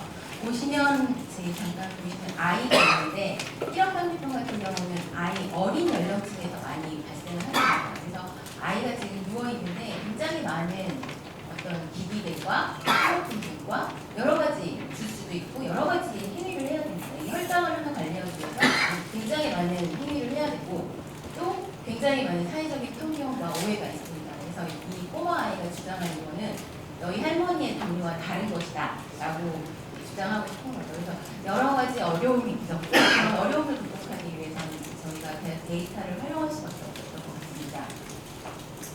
일반적으로 아침에 일어나면 오늘 비가 올까? 오늘 날씨가 어떨까? 오늘 미세먼지 수치는 어떨까? 라는 그런 생각을 하게 되죠. 그게 일반 당뇨가 없는 사람들의 머릿속이라고 하면 당뇨가 있는 사람들의 머릿속과 그 보호자들은 어떤 생각을 하냐면 오늘 어떤 음식을 먹을까? 얼마큼 먹을까? 탄수화물은 얼마일까? 인슐린 주사는 얼마나 될까? 아니면 혈당의 흐름을 어떻게 바꿀까? 굉장히 많은 이 뇌 속에 많은 고민을 하게 된다는 거죠. 근데 사람의 뇌가 한계가 있잖아요. 그러니까 저도 30대 초반에 저희 아이가 1형 단위로 발병을 했는데 그때만 해도 굉장히 스마트했어요. 아이가 직전에 뭘 먹었는지, 주사를 얼마나 맞았는지, 그리고 진동 소리만 들어도 일어나서 아이가 저혈당인지 고혈당인지 체크를 했는데 이제 40대 중반을 향해 가다 보니까 이제 진동 소리로는 일어날 수가 없어서 굉장히 큰 알람을 알람을 맞춰놓고 겨우 일어나거나 일어나지 못하거나 이런 상황들이 되게 돼 있습니다. 그래서 인간의 그 두뇌로만 이걸 관리하기는 굉장히 어려운 질환이라고 할 수 있겠고요. 두 번째는 저희 아이 같은 경우는 지금 11살 초등학교 4학년이거든요. 근데 저희 아이가 한 달에 주사하는 인슐린 양이 1번부터 7번까지가 나열했어요. 보통 우유 조그만 거 하나가 200cc잖아요. 그럼 저희 아이가 한 달에 주사하는 양이 1번부터 7번까지 해서 절반을 맞아요.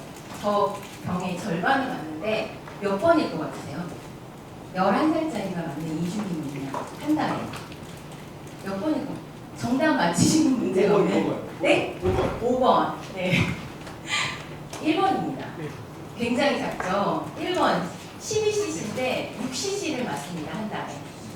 굉장히 적은 양을 맞잖아요. 근데 그 6cc를 딱 그 첫 달 시작 1일날 딱 맞고 한 달 내내 잘 지내면 좋겠지만 사실은 그렇게 되지 않습니다. 저희 아이가 하루에 주사하는 횟수가 10회에서 20회이거든요. 근데 그거를 저 작은 6cc를 그러면 한 달에 300회 이상의 인슐린 주입을 하게 돼요. 300회에서 600회 인슐린을 주입하는데 그게 조금 많으면 저혈당에 빠질 수 있고 조금 적으면 고혈당에 빠질 수 있습니다. 근데 그걸 인간이 미세하게 조절을 해서 그걸 주사한다는 게 굉장히 어려운 일입니다. 이런 인슐린 주사기를 가지면 저희 아이는 0.0025ml를 주사를 딱 하면 그 감으로 알아요. 5살 때부터 스스로 자기 뇌에 인슐린 주사를 하게 되는데 자기 아빠가 2배 0.005ml를 주사를 재주면 아빠 이거 주사 용액 잘못됐어 이렇게 할 정도로 굉장히 미세한 인슐린 양을 조절해서 맞을 수밖에 없습니다. 근데 이런 것들을 할 수 있는 사람이 있는가 하면 할 수 없는 사람이 있습니다. 그리고 하더라도 잠깐 잘못하면 실수하면 어떤 위급한 상황에 빠질 수 없는 그런 상황이 되버리게 됩니다. 그래서 굉장히 혈당을 자주 모니터링해야 되고 인슐린 주사도 자주 맞아야 되고 이런 여러 가지 어려움이 있기 때문에 이런 데이터를 활용할 수밖에 없었습니다. 제가 아까 말씀을 앞에서 다 드렸는데 이 인슐린 1단위가 얼마만큼의 작은 양인지 왜 한 달에 이렇게 맞았는지에 대한 걸 설명을 드렸고요. 그래서 저희가 건강하게 잘 살기 위해서 데이터를 수집하고 가공하고 활용하는 그 움직임이 어떤 다른 사이드에서 일어난 게 아니라 환자 사이드에서 일어났고 전 세계의 1형 당뇨인들과 그 가족들이 모여서 1형 당뇨 커뮤니티를 만들었어요. 나이트 스카웃이라는 커뮤니티를 만들었고 그 나이트 스카웃은 낮에는 일하고 밤에 모여서 이런 고민들을 하는 거예요. 어떤 기능이 어떻게 데이터를 활용하면 우리가 이걸 혈당 관리를 잘 할 수 있을까를 전 세계 많은 사람들이 모여서 고민을 하기 때문에 그런 어려움을 극복하기 위해 이런 데이터를 활용하는 움직임이 생기게 되고요. 그래서 저희가 지금 보시면 이런 기기들을 실제로 하드웨어랑 소프트웨어 이런 거 다 만들고 그 어떤 의료기기에서 나오는 그 로우 데이터를 저희가 직접 활용을 해서 실제 서비스까지 만들어내는 그런 움직임들이 있습니다. 근데 그게 한 가지가 아니라 굉장히 여러 가지 그런 그 서비스로 제공이 되고요. 보시면 아시겠지만 이런 서비스도 제공되고 이런 서비스 그다음에 어떻게 이제 데이터를 수집을 하느냐가 또 궁금하실 것 같은데 저희 아이 같은 경우는 팔에 이렇게 연소혈당 측정기라고 해서 저걸 센서를 부착하면 5분에 한 번씩 혈당을 자동으로 측정을 해줘요. 그걸 이제 블루투스를 이용해서 이런 스마트폰까지 전달이 되고 그 데이터를 가지고 이제 여러 가지 활용을 하게 되고요. 오른쪽에 보시면 아이가 지금 아이 뒷모습이 보이는데 오른쪽에 보시면 이런 인슐린 펌프라는 거예요. 아까 아이가 굉장히 미세하게 주사로 놨던 거를 사실은 그걸 매번 하기가 너무 어려워서 이런 인슐린 펌프라는 의료기기를 통해서 이 아이가 하루에 한 번에 얼마만큼의 주사를 했는지에 대한 기록들을 딱 전체 수집을 하고 그걸 활용을 하는 거죠. 그러니까 그게 얼마만큼의 인슐린이 들어가느냐에 따라서 같은 혈당 100이라도 다음 액션이 달라지는 거예요. 그리고 연소혈당 측정기를 통해서 혈당의 흐름을 봐야지 똑같은 혈당 100이라고 해도 떨어지는 혈당 100인지 오르는 혈당 100인지에 따라서 대처가 달라지는 거죠. 저희가 일반적으로 2형 당뇨인들이 쓰는 혈당 측정기를 보면 딱 피를 내서 혈당 딱 측정해서 100이 딱 나오면 그 다음에 100 다음에 환자가 뭘 해야 되는지에 대한 액션을 정할 수가 없거든요. 사실 물론 뭐 몇 가지 변수를 활용해서 할 수 있지만 사실 우리가 인지하지 못하는 더 많은 여러 가지 변수에 의해서 혈당이 변화가 되기 때문에 이제 그런 것들을 활용하기 위해서 이런 웨어러블 의료기기를 착용하고 그 데이터를 활용하게 되고요.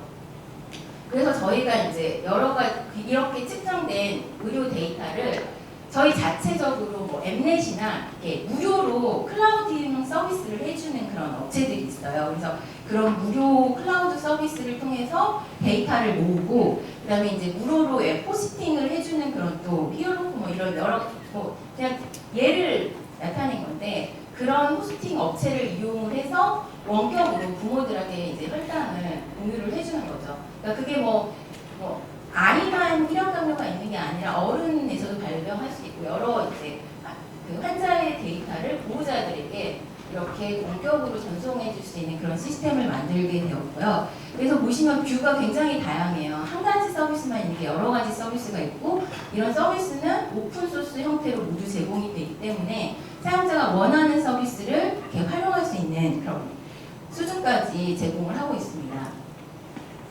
그래서 수집된 데이터를 통해서 아까 보신 뭐 건강 데이터 중에 뭐 스텝수도 있을 거고 여러 가지가 있겠지만 그러니까 당뇨가 없는 사람들은 뭐 핸드폰 잠깐 두고 갈 수도 있잖아요. 근데 당뇨가 있는 사람들은 핸드폰이자 의료기기가 되는 거거든요. 그래서 핸드폰을 두고 가는 순간 자기 혈당이 끊기기 때문에 굉장히 이 핸드폰을 활용하는 충성도가 굉장히 높게 됩니다. 그러면 뭐 스텝수도 자연히 잘 모이게 될 거고 그리고 혈당에 대한 데이터가 하루에 288개가 자동으로 수집이 되게 돼 있어요. 그러니까 뭐 일반적으로 비당뇨인들은 그런 센서 부착하라고 하면 아프기도 하고 불편해서 안 하겠지만 이분들한테는 선택의 여지가 없어요. 이걸 안 하면 건강에 문제가 생기기 때문에 그런 센서를 부착을 하고 데이터를 모으기 때문에 굉장히 데이터의 양이 많아지게 되는 거죠. 그래서 그런 데이터를 가지고 하루 혈당 흐름이 어땠는지, 그날 어떤 음식을 먹었는지,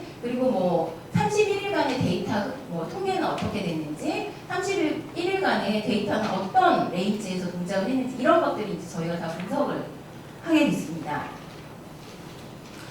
그래서 굉장히 삶의 질이 향상이 됐어요. 그래서 어른들 같은 경우는 직장을 다니면서도 예전에는 당뇨 환자라는 말을 많이 썼는데 해외에서는 지금은 당뇨인이라는 말을 많이 써요. 그러니까 잘 관리를 하면 더 이상 환자가 아닌 거죠.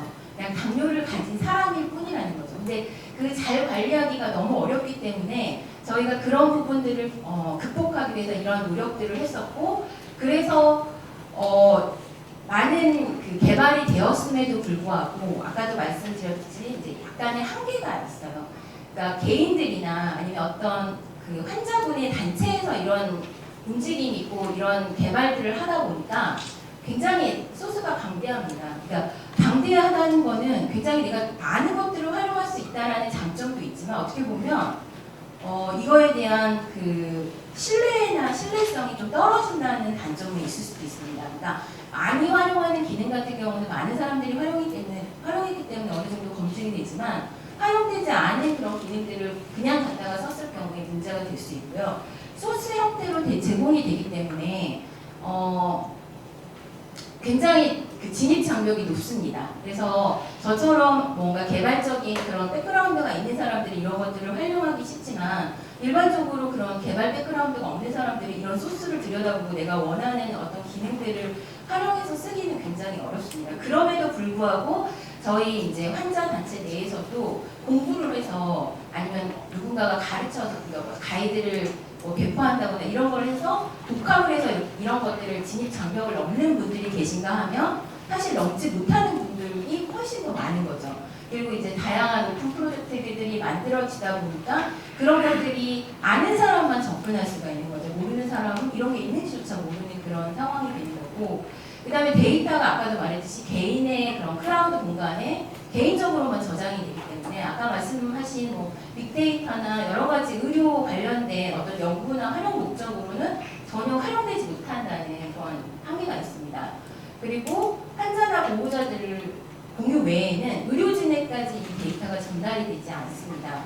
그래서 이런 것들을 극복하기 위해서 이제 지금 저희 커뮤니티, 그러니까 글로벌 커뮤니티 내에서 타이드폴이라는 그런 새로운 프로젝트를 하나 만들게 됐고, 이 타이드폴이라는 거는 기존에 있던 그 오픈 소스 데이터를 활용해서 FDA 허가를 받은 다음에 다양한 의료기기를 다 연동을 해서 데이터를 통합하고, 아까 교수님 말씀하셨지만 A라는 의료기기를 사용하다 B라는 의료기기로 넘어가게 되면 데이터가 그냥 끊기는, 아니면 다시 세팅을 해야 된다거나 데이터 타입이 달라진다거나 이래서 그 연결성을 가지지 못하는 그런 단점이 있는데, 이제 이 타이드폴이라는 거는 이것도 마찬가지로 1학년 아이들의 부모들이 이제 만든 어떤 스타트업 기업처럼 그렇게 돼 있지만 그런 것들을 잘 활용을 해서 그런 한계를 좀 극복해 보고자 하는 그런 노력들이 있고, 사실은 여기까지는 이제 저희 환자들 사이드를 통해서 저희가 좀 더 이런 것들을 잘 활용하고 아까 높은 진입 장벽을 해소하기 위해서는 어떤 기업이 나서서 좀 더 쉬운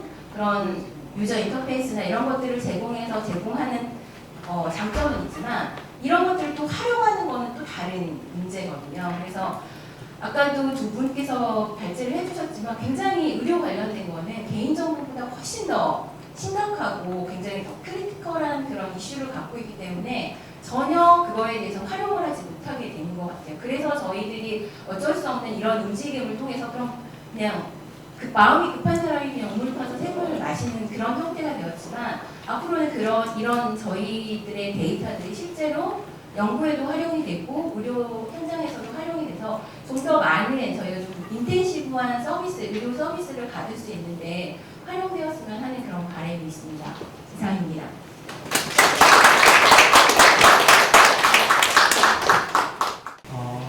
김혜우 대표님께서는 듣기로는 약간 이제 웨어러블 디바이스를 이용해서 건강 데이터 활용하는 거 이런 데 관심이 많으셔서 뭐 좀 약간 허가받지 않는 제품을 이렇게 수입하셔서 뭔가 고초를 겪으셨던 그런 사례가 좀 잘 알려져 있는데 간단하게 좀 어떤 어려움이 있으셨는지 어떻게 해결이 되셨는지 그것도 설명해 주시면 아마 지금 설명해 주신 거랑 좀 연장돼서 좀 이해가 빠르실 것 같아요.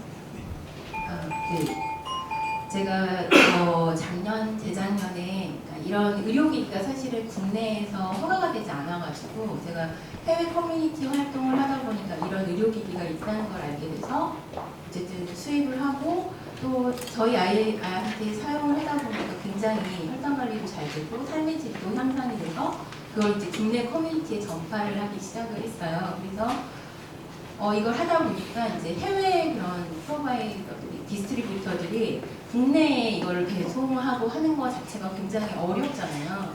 그러니까 왜냐하면 뭐 이제 모든 개인이 영어를 잘하는 것도 아니고 사실 저도 영어를 잘 못하지만 영어를 잘하는 것도 아니고 그걸 의료기기라고 딱 전달을 받으면 활용 방법을 잘 모르게 되는 거죠. 그래서 그런 것들을 이제 구매를 하고 이 활용 방법을 설명을 하고 알려주고 이런 것들을 할 수 있는 누군가가 필요했던 거예요. 그래서 제가 이제 처음 전파한 사람들이니까 사람들이 저한테 부탁을 하게 되고 제가 그걸 그러니까 수입이란 그걸 이제 배송 받아서 사람들한테 알려주고 이러다 보니까 이제 그걸 활용해서 사용하다가 한 2년 뒤쯤에 이제 세관에서 고발이 됐다고 연락이 왔고 그 내용이 이제 무허가 의료기기를 수입 판매했다. 그리고 사실 지금은 더 진화된 서비스인데 진화된 서비스 전에 이제 블루투스 릴레이 할 수 있는 하드웨어가 있어요. 근데 그것도 오픈 소스로 돼 있어서 제가 그걸 이제 하드웨어를 그 오픈 소스를 통해서 제작을 했는데 이제 무허가 의료기기를 제작했다. 그다음에 그리고 무허가 의료기기를 수입 판매했다. 이제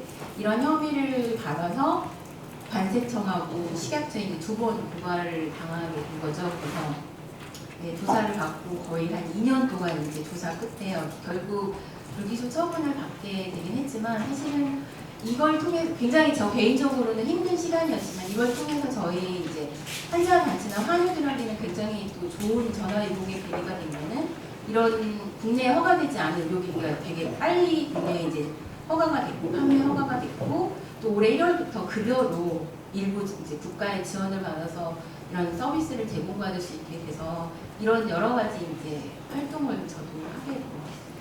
그러면 이제 이어서 교수님께 좀 관련해서 여쭤보고 싶은 게 있는데요. 아까 이제 커뮤니티에서 이제 그 혈당 측정과 뭐 거기에 대한 액션을 스스로 이렇게 해결하시는 것 같은데 제 생각에는 좀 환자 커뮤니티와 병원과 그리고 아까 오픈소스를 직접 오픈소스를 기반해서 직접 개발하신다고 했는데 상업적 서비스를 제공하시는 그런 주체와 같이 협업을 하면 예를 들면 지금 말씀해주신 그런 당뇨병 관련 사례들을 좀 해결할 수 있지 않을까 데이터를 기반으로. 근데 현재 지금 협업이 잘 일어나지 않는 이유가 혹시 뭐 원격 의료 때문에 그런 게 제한이가 있는지 아니면 다른 이유가 있는지 아니면 협업 사례가 있는지 좀 말씀해 주시면. 그 사실 이제 지금 이게 이제 한의회 쪽에서 먼저 시작이 되어 있기 때문에 다행히 그 병원에 뭔가 안 된다라고 하시는 분들이 아무도 없는 거지. 이거를 사실 이제 저희 내분비내과에서 이런 류의 사업을 원래 R&D라든지 하려고 많이 했었거든요. 이제 문제가 됐던 게 다 원격으로여서 그때 당시 이제 이런 원격으로 관리하는 그 당뇨 시스템을 만들고 하셨던 분들이 그분들은 이런 거를 찬성했을 때 같은 이제 의사협회 이런 쪽에서 엄청나게 항의를 많이 받으셨어요. 그래서 그런 부분들이 아까 말씀하신 대로 병원이나 의사가 만약에 주도가 됐다면 이건 다 원격 의료 때문에 하지 말라는 쪽으로 아마 또 갔었을 것 같고요. 거꾸로 이제 최근에 아까 말씀드린 대로 급여가 되고 요즘에 이제 당뇨보험이라는 게 생기면서 당뇨 모니터링이라는 것들이 많이 서비스가 진행이 되고 있습니다. 그래서 실제로 저희 병원도 이런 센서 데이터를 EMR상에서 볼 수 있도록 하는 그런 것들이 늘어나고 있고요. 그런 업체들도 늘어나고 있고 기계들도 많이 늘어나고 있습니다. 그래서 이제 허가를 받은 제품이고 만약에 병원에서 검증을 하겠죠. 소스나 아니면 데이터 보관 방법이나 이런 것들에 대해서 검증이 되고 문제가 없다라고 되면 그런 서비스들이 많이 늘어날 것이라고 생각합니다. 막혀 있는 부분이 좀 잘 풀렸으면 하는데, 촬영하시는 이제 저희의 그런 데이터들을 뭐 해외에서도 병원이나 이런 연구소 쪽에서 많이 활용하고 분석하는 그런 노력을 하는데, 최근에 이제 삼성서울병원과 포항공대 쪽에서 IRB 다 진행하고 지금 이런 데이터를 분석해서 좀 이제 연구하는 단계까지는 가고 있거든요. 그래서 이제 이걸 상업화해서 실제로 데이터를 서비스하는 데까지 좀 갈 길이 멀지만 한 발짝 떼지 않았나라는 생각을 하고 있습니다. 마지막으로 이사님께 제가 간단히 질문 드리고 이제 Q&A 세션으로 넘어갈 텐데요.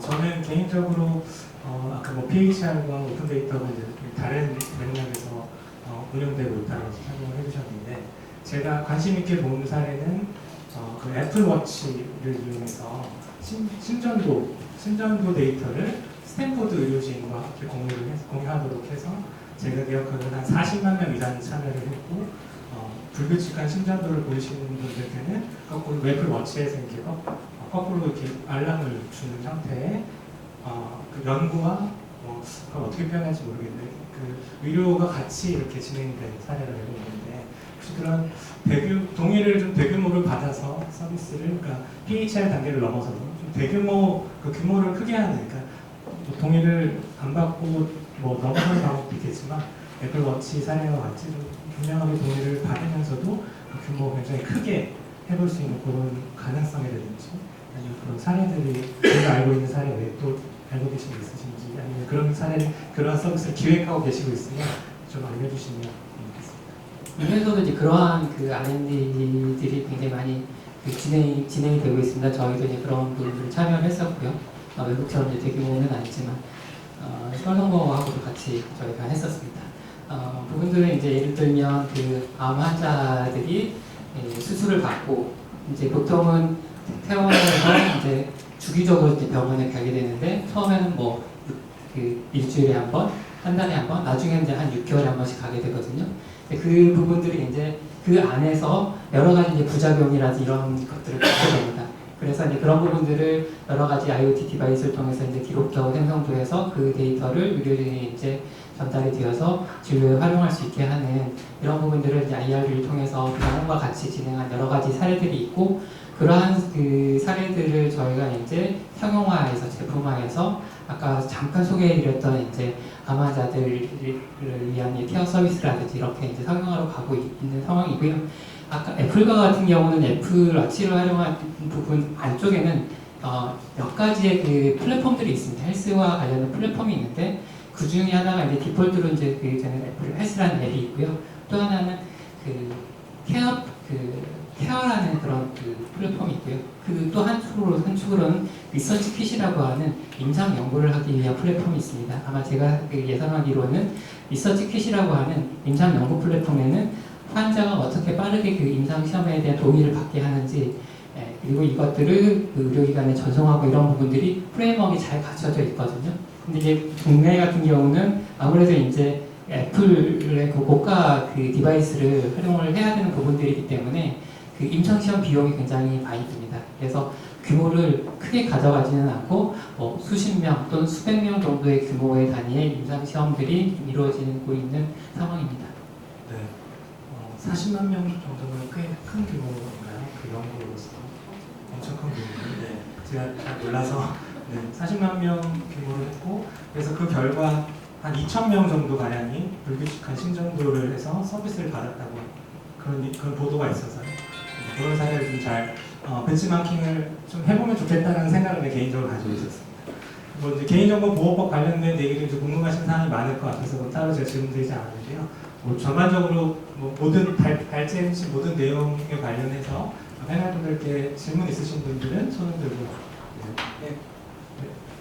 지금 관계부 쪽에서 PHR 그 원 아이디 통합하는 플랫폼, 그게 시민단체 쪽에 불만족으로 해서 부결이 됐다라고 하는데, 지금 그걸 개인적으로 개인 아니면 커뮤니티 온라인 오프라인 쪽에 동의를 받아가지고 어려운 구축을 하려고 하지 않았는지, 개인적으로 보상을 해줄 경우에는 개인정보, 의료정보가 더 공개가 될 것 같기도 하거든요. 그러니까 동의를 받아서 하고 싶으신 분들은 참여로 예. 조금 예. 활성화될 수 있지 않을까 하는 질문인데요. 관련된 진행 사항 알고 계신 사항 있으신가요? 과기적이면 그 마이데이터 사업을 말씀을 하시는 것 같은데요. 그 금융 쪽에서는 이런 마이데이터 사업이 활발하게 진행이 되고 있고, 과기부에서는 의료 쪽도 그 얼마 전에 마이데이터 시범 사업이 시작이 됐습니다. 여러 제안을 받아서 그 사업 그 컨소시엄이 이제 선정이 돼서 진행을 하고 있고요. 근데 이제 이 부분에 대해서 그 여러 그 단체에서 이제 입장에 따라서 그 우려들이 이제 존재하는 부분들이 있습니다. 예를 들면 이제 이 어떤 사용자가 그 명확한 동의에 의해서 한다고 하지만 잘 모르는 사이에서 이게 이제 활용이 되는 거 아니냐. 그리고 이제 어떤 남용에 대한 부분들 이런들에 대한 컨설팅 때문에 조금 이제 복지부에서 과기부에서도 조금 이제 더디게 진행이 되고 있는 상황으로 알고 있습니다. 이번 적으로 한국보다는 지금 유럽 쪽은 어떤가요? 그러니까 미국 쪽은 개방이 돼 있고 유럽 쪽 같은 경우는 한국보다는 더 보호가 철저하다라고 보시나요? EU 쪽. 그 의료 데이터는 기본적으로 이제 보험사의 영향을 많이 받습니다. 그러니까 우리나라 같은 경우 공보험이죠. 그래서 국민보험공단에서 모든 데이터들을 어쨌든 이제 청구에 들어간 데이터를 모을 수 있는 그런 이제 기반이 되어 있는 것이고요. 유럽도 마찬가지로 공보험이라고 보시면 됩니다. 그래서 얼마 전에 이제 포르투갈에 계신 분이 학회에 와서 이제 발표를 했는데 이런 이제 쉐어드 서비스라고 하는 그런 것들을 관장하고 있는 그 EU 조직이 있고 이제 그곳에서는 그런 이제 데이터들을 어떻게 공유를 할 것이며 어떤 절차에서 디아이덴티파이하고 뭐 도네이션을 받고 아니면은 배포하고 뭐 심사를 할 것이냐 이런 것들에 대해서 좀 통합적인 어떤 조직과 체계가 이루어져 있다라고 이제 발표를 했었고요. 미국 같은 경우는 철저하게 사보험입니다. 그러니까 그러다 보니 아까 히파라고 하는 이제 연방법 수준의 어떤 제너럴한 법이 있는 것이고 그 산하에서 히파에 적용만 되면 사실은 이제 밑에서 뭐 어떤 식으로 임명을 할 건지 이런 것들은 국가에서 크게 이제 관여를 하고 있지는 않은 그런 상황이라고 보시면 돼요. 그래서 아까 히파라고 하는 법이 되게 강력한 법이라고 보시면 되고 사실 이제 그런 프라이버시 액트가 허술한 것 같지만 또 이게 이제 뭐 브릿지가 되면 만약에 어떤 그 위반이 되면 또 법률 벌금이나 이런 것들이 강하기 때문에 그런 법률적으로 해결하고 있는 그런 형태인 것 같습니다. 마지막으로요. 제가 만약에 대표일 경우는요. 미국 같은 경우에는 의료가 공개가 되고 그럴 경우에는 미국 쪽에 그 모집단 있잖아요. 우리나라의 50대, 30대 쪽에 뭐 질병으로 사망 이런 쪽을 그쪽으로 공개된 자료를 비슷하게 따와가지고 그걸 계속 그 같은 뭐 인구수 그리고 같은 뭐 지역, 뭐 같은 기후 이런 식으로 비교해가지고 데이터를 계속 통계식으로 계속 만들어가면서 그걸 그 샘플 케이스로 해가지고 계속 서비스를 해가면서 국내에 뭐 미국인이나 한국이나 뭐 일단은 같은 인간이니까 그런 식으로 계속 접근을 하는 것도 제가 만약에 대표였으면 그런 식으로 법이 그렇다고 할 경우에는 피해갈 수도 있다라고 생각을 하는데 거기에 대해서 어떻게 생각하시는지 애플 쪽 같은 경우에는 그렇게 해외 뭐 동남아나 아니 일본이나 뭐 이런 쪽에 다른 쪽에 있는 의료적으로 활용해가지고 같은 한국인의 일단 의료 측정 디바이스 개발을 하고 계시는지. 그쪽 데이터는 제가 먼저 말씀드리려고 하는데 아까 이제 GBPL이나 이런 입장에서는 데이터 국가 간의 이동권 이런 것들이 되게 제한적으로 이제는 되고 있습니다. 그래서 만약에 한국에 계신 기업이 미국에 있는 의료 데이터 어쨌든 그것이 공개되어 있을 거라고 생각하지만 사실 실제로 미국의 공개 사이트에 들어가 보면 저희가 접근하기는 되게 어렵게 되어 있습니다. 미국 내에 있는 미국인이 뭔가 연구를 하거나 이런 것들을 편리하게 되어 있을지 모르지만 한국에 있는 연구자나 기업이 접근하기는 어렵게 되어 있고 아까 히파에서 그 정리한 그 기준에 따르면 사실 날짜 정보라든지 이런 것들을 다 쓸 수가 없게 엄청나게 디아이덴티파이 많이 사실 되어 있기 때문에 사용할 수 있는 거에 대한 부분은 되게 제한적이다라고 생각이 들고 또 같은 사람이라고 생각하시지만 사실 인종이라는 게 질병에 엄청나게 많이 영향을 미칩니다. 특히 이제 그 유전적인 요소가 많이 영향을 미치는 캔서라든지 이런 요소들은 보통은 저희가 아시안 인종에 적용하는 거랑 히스패닉이라든지 다 다르게 적용이 되고 가이드라인이 다 다르게 되어 있기 때문에 그런 서비스를 만약 기획을 하신다면 제가 볼 때는 미국 쪽 데이터를 쓰는 건 어렵지 않을까 생각합니다. 그 데이터 서비스 관점에서 데이터를 활용하는 부분들은 이제 저희 회사 같은 경우도 그 미국에서도 그 국내보다는 좀 더 그 풍부하게 여러 코드 데이터 같은 것들이 이제 비식별 처리가 되거나 오픈이 되어 있거든요. 그런 데이터를 이제 활용을 하기도 하지만 저희가 일단 국내 서비스를 하기 위해서는 국내의 환자에 대한 질환 데이터를 가지고 어떤 알고리즘을 만든다거나 서비스를 하는 게 굉장히 더 의미가 있기 때문에 1차적으로는 그런 데이터를 기본적으로 분석을 해서 활용을 합니다. 그리고 국내 같은 경우는 저희 같은 경우는 여러 병원과 같이 공동으로 임상시험에 참여를 해가지고 분석하거나 알고리즘을 개발한다거나 이런 식으로 참여를 하고 있습니다. 네, 참고를 할 수는 있지만 해외 데이터가 그래도 국내 의미 있는 결과를 도출하기 위해서 국내 데이터를 확보하는 게 중요하다는 취지로 이해하면 될 것 같은데요. 또 질문 있으신 분 손 들고 네, 제일 뒤에 계신 분. 네, 감사합니다. 첫 번째 질문은요, 이제 법에 대한 건데요. 이 자기 데이터, 특히 의료 정보에 대한 데이터는 도대체 어떤 그 권리가 되는 겁니까? 이를테면 뭐 어떤 사람은 이걸 뭐 물권법을 적용해서 내가 대체적으로 사용 가능한 권리라고 생각을 말씀하시는 분들도 계시는데, 글쎄 제가 생각하기에는 뭐 예를 들자면은 뭐 일반적으로 내가 치료받은 의료 기록 같은 것은 어떨지 몰라도 이를테면 나의 유전 정보라는 것은 아버지로부터도 받고 어머니로부터 받고 형제끼리 공유하고 쌍둥이라고 하면은 뭐 완벽하게 동일하고 내 자식들에게도 그 공유가 되는 그런 정보인데 그것이 과연 대표적인 물건이 될 수 있는 건지, 그래서 이런 것에 대해서 판매를 한다든지 다른 사람한테 제공할 때 그 주변 사람들에 대한 동의를 얻지 않고 내 자의적으로 배타적으로 그 행사할 수 있는 권리가 되는 건지, 좀 의료 정보는 그것하고는 좀 달라야, 일반 데이터하고는 달라야 되지 않나라는 생각이 들고요. 두 번째, 지금 계속 동의에 관한 얘기가 나오는데, 물론 이제 서양법은 원래 서양법의 기초가 물권법, 특히 계약법 중심이기 때문에 이제 동의라는 게 굉장히 중요한 건데, 전 여기에 대해서는 조금 좀 획기적인 생각의 전환이 있어야 되지 않나라는 생각도 들거든요.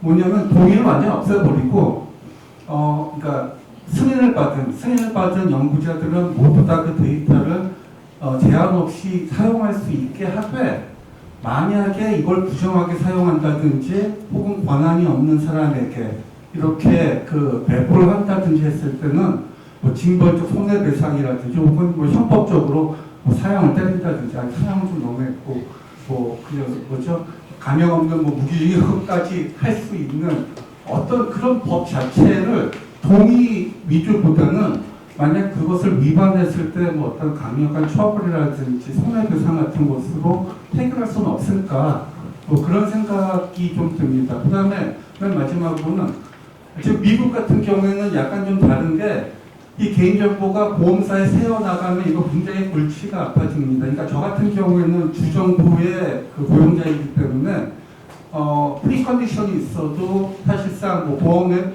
들고 그 혜택을 받는 것에 대해서 전혀 문제가 없는데, 만약 프리컨디션이 존재한다라고 하면 보험회사에서 안 받아서 죽는 경우가 굉장히 많고 결국은 HMO로 갈 수밖에 없는 상황이 되거든요.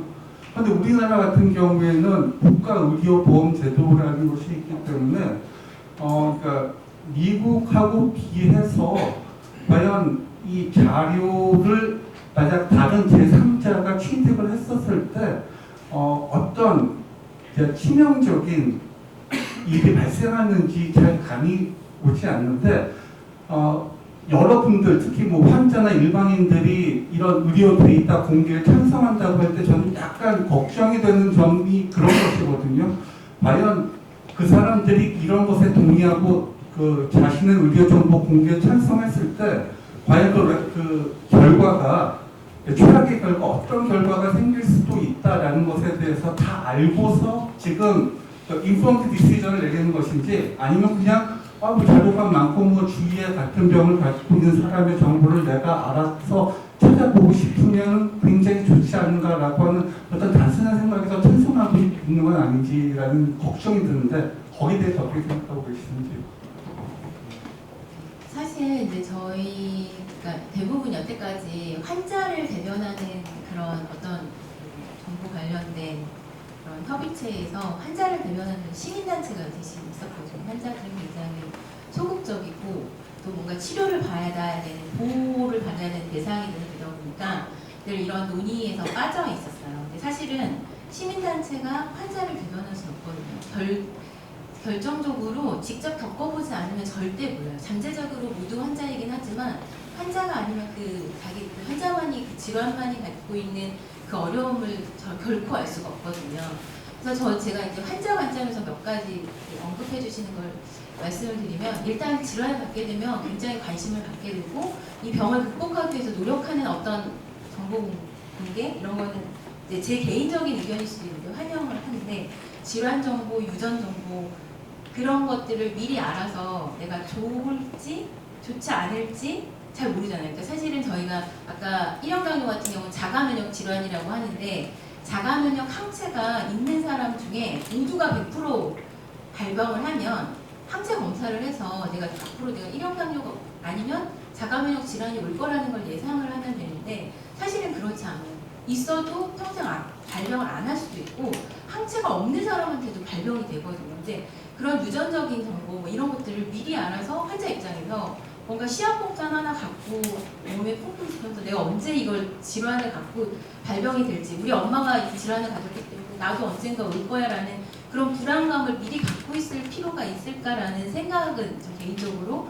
그래서 이제 뭐 그러니까 여러 가지 의료 정보 중에 뭔가 이걸 직접적으로 활용하는 의료 정보는 당장 급하니까 오케이지만 잠재적으로 나타날 수 있는 그런 질환에 대해서는 좀 고민이 필요하지 않을까. 그것도 원하는 사람들만 하면 가능하겠지만 그렇지 않은 경우에는 좀 고민이 필요할 것 같고, 사실 동의라는 것들은 저는 그래요. 제가 환자단체 대표고 제 아이가 1형 당뇨를 가지고 있어서 하지만 당연히 동의는 받아야 된다고 생각해요, 환자. 그리고 환자들이 사실은 많은 이런 것들에 배제돼 있고, 저희도 질환을 갖다 보면 세상과 좀 단절된 삶을 그 질환에만 빠져 있을 수 있거든요. 세상 어떻게 돌아가는지 잘 몰라요. 그러니까 이런 뭔가 법이 생기고 이런 동의를 해서 활용을 하고 이런 것들이 대국민 뭐 홍보를 한다 그래도 직접 당사자들은 잘 모를 수가 있었는데, 최근에 뭐 국회에도 뭐 그런 병원 간의 데이터를 서로 병원 간 활용하겠다 그런 법안들이 발제돼 있고 하긴 하지만 저희는 일단 오케이지만 그런 것들이 환자들한테 정말 제대로 이해가 돼서 이런 것들을 했을 때 어떤 우려점들이 있는지에 대한 부작용까지 다 어느 정도 설명이 돼서 동의를 받는 것들은 반드시 저는 필요하다고 생각을 합니다. 왜냐하면 아까 그러니까 저희 당뇨 같은 경우는 보험 가입할 수 없어요. 유병자 보험하는데 내는 보장보다 내는 돈이 더 많아요. 그럼 저희가 뭘 보험을 가입하겠어요?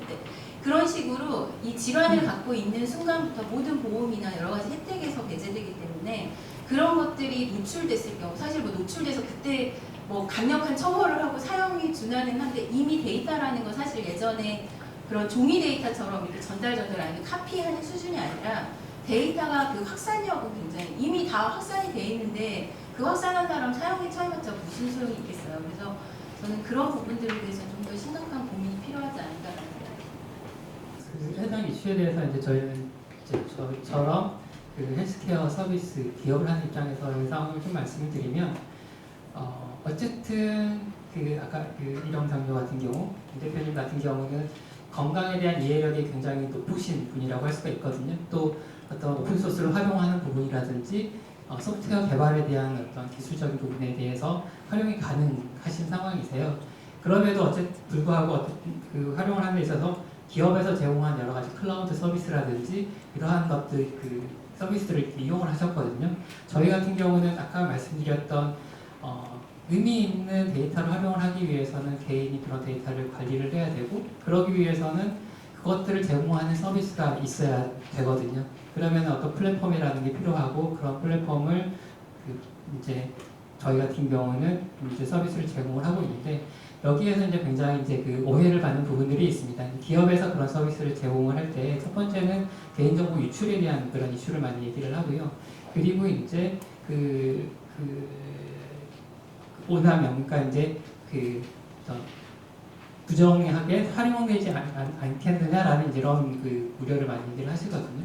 그래서 저희 같은 경우는 굉장히 그 개인정보 보호에 대한 인증 같은 것도 많이 받아놓고 강화하는 부분들을 철저히 가져가고 있고요. 또 하나는 활용에 있어서 명시적인 동의와 활용에 대한 범위, GDPR에 이제 나와 있는 것들이 굉장히 그런 것들을 명확하게 하는 것들을 요구를 하고 있기 때문에 특히 저희도 이제 민감 데이터라는 부분들을 잘 알고 있기 때문에 그러한 부분들의 어떤 기술적 부분, 관리적, 체계적 부분들을 잘 갖추는 게 필요하고 그런 것들을 기업에서 하기 때문에 조금 인식시키고 설득하는 부분들이 이 사업 영역에서는 굉장히 어려운 부분이기도 합니다.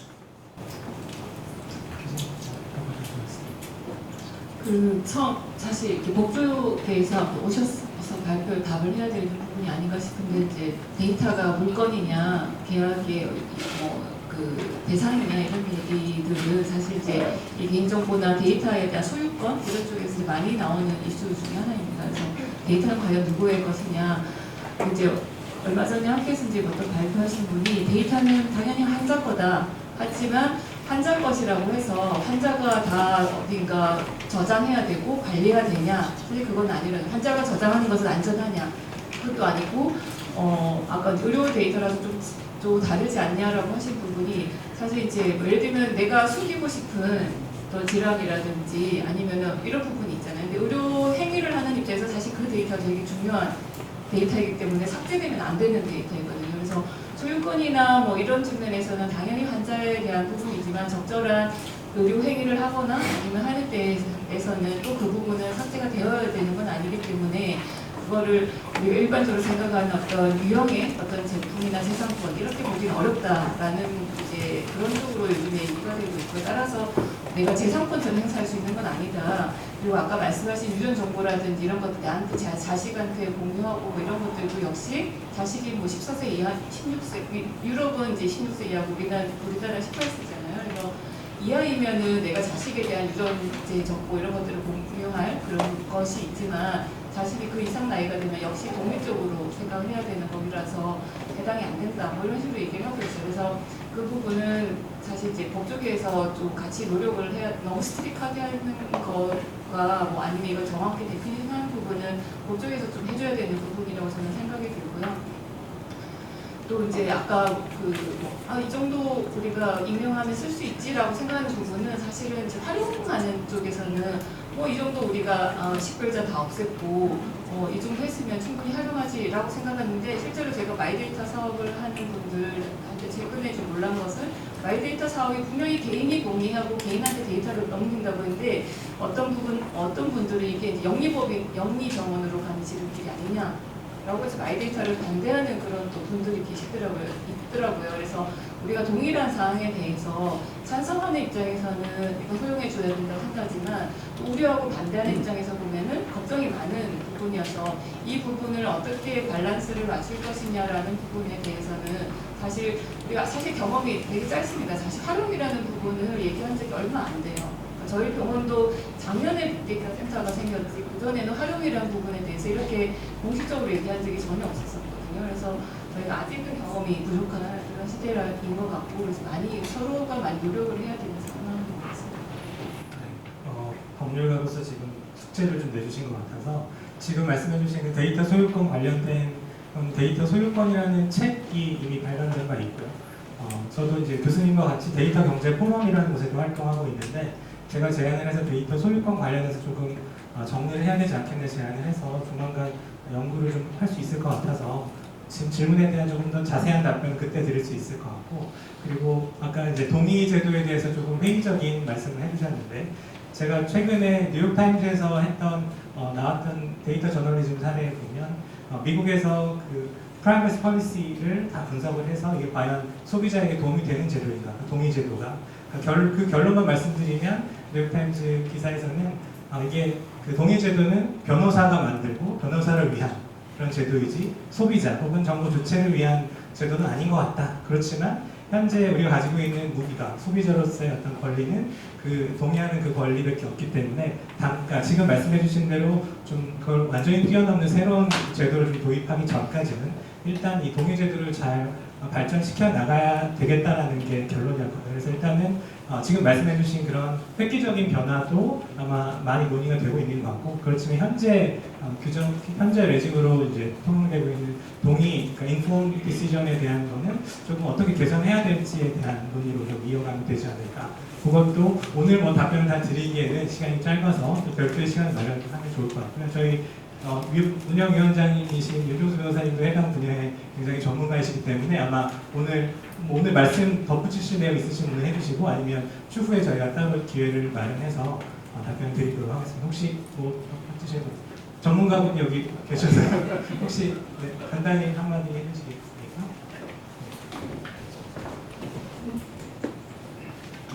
엄청나게 진짜 많은 숙제인데요.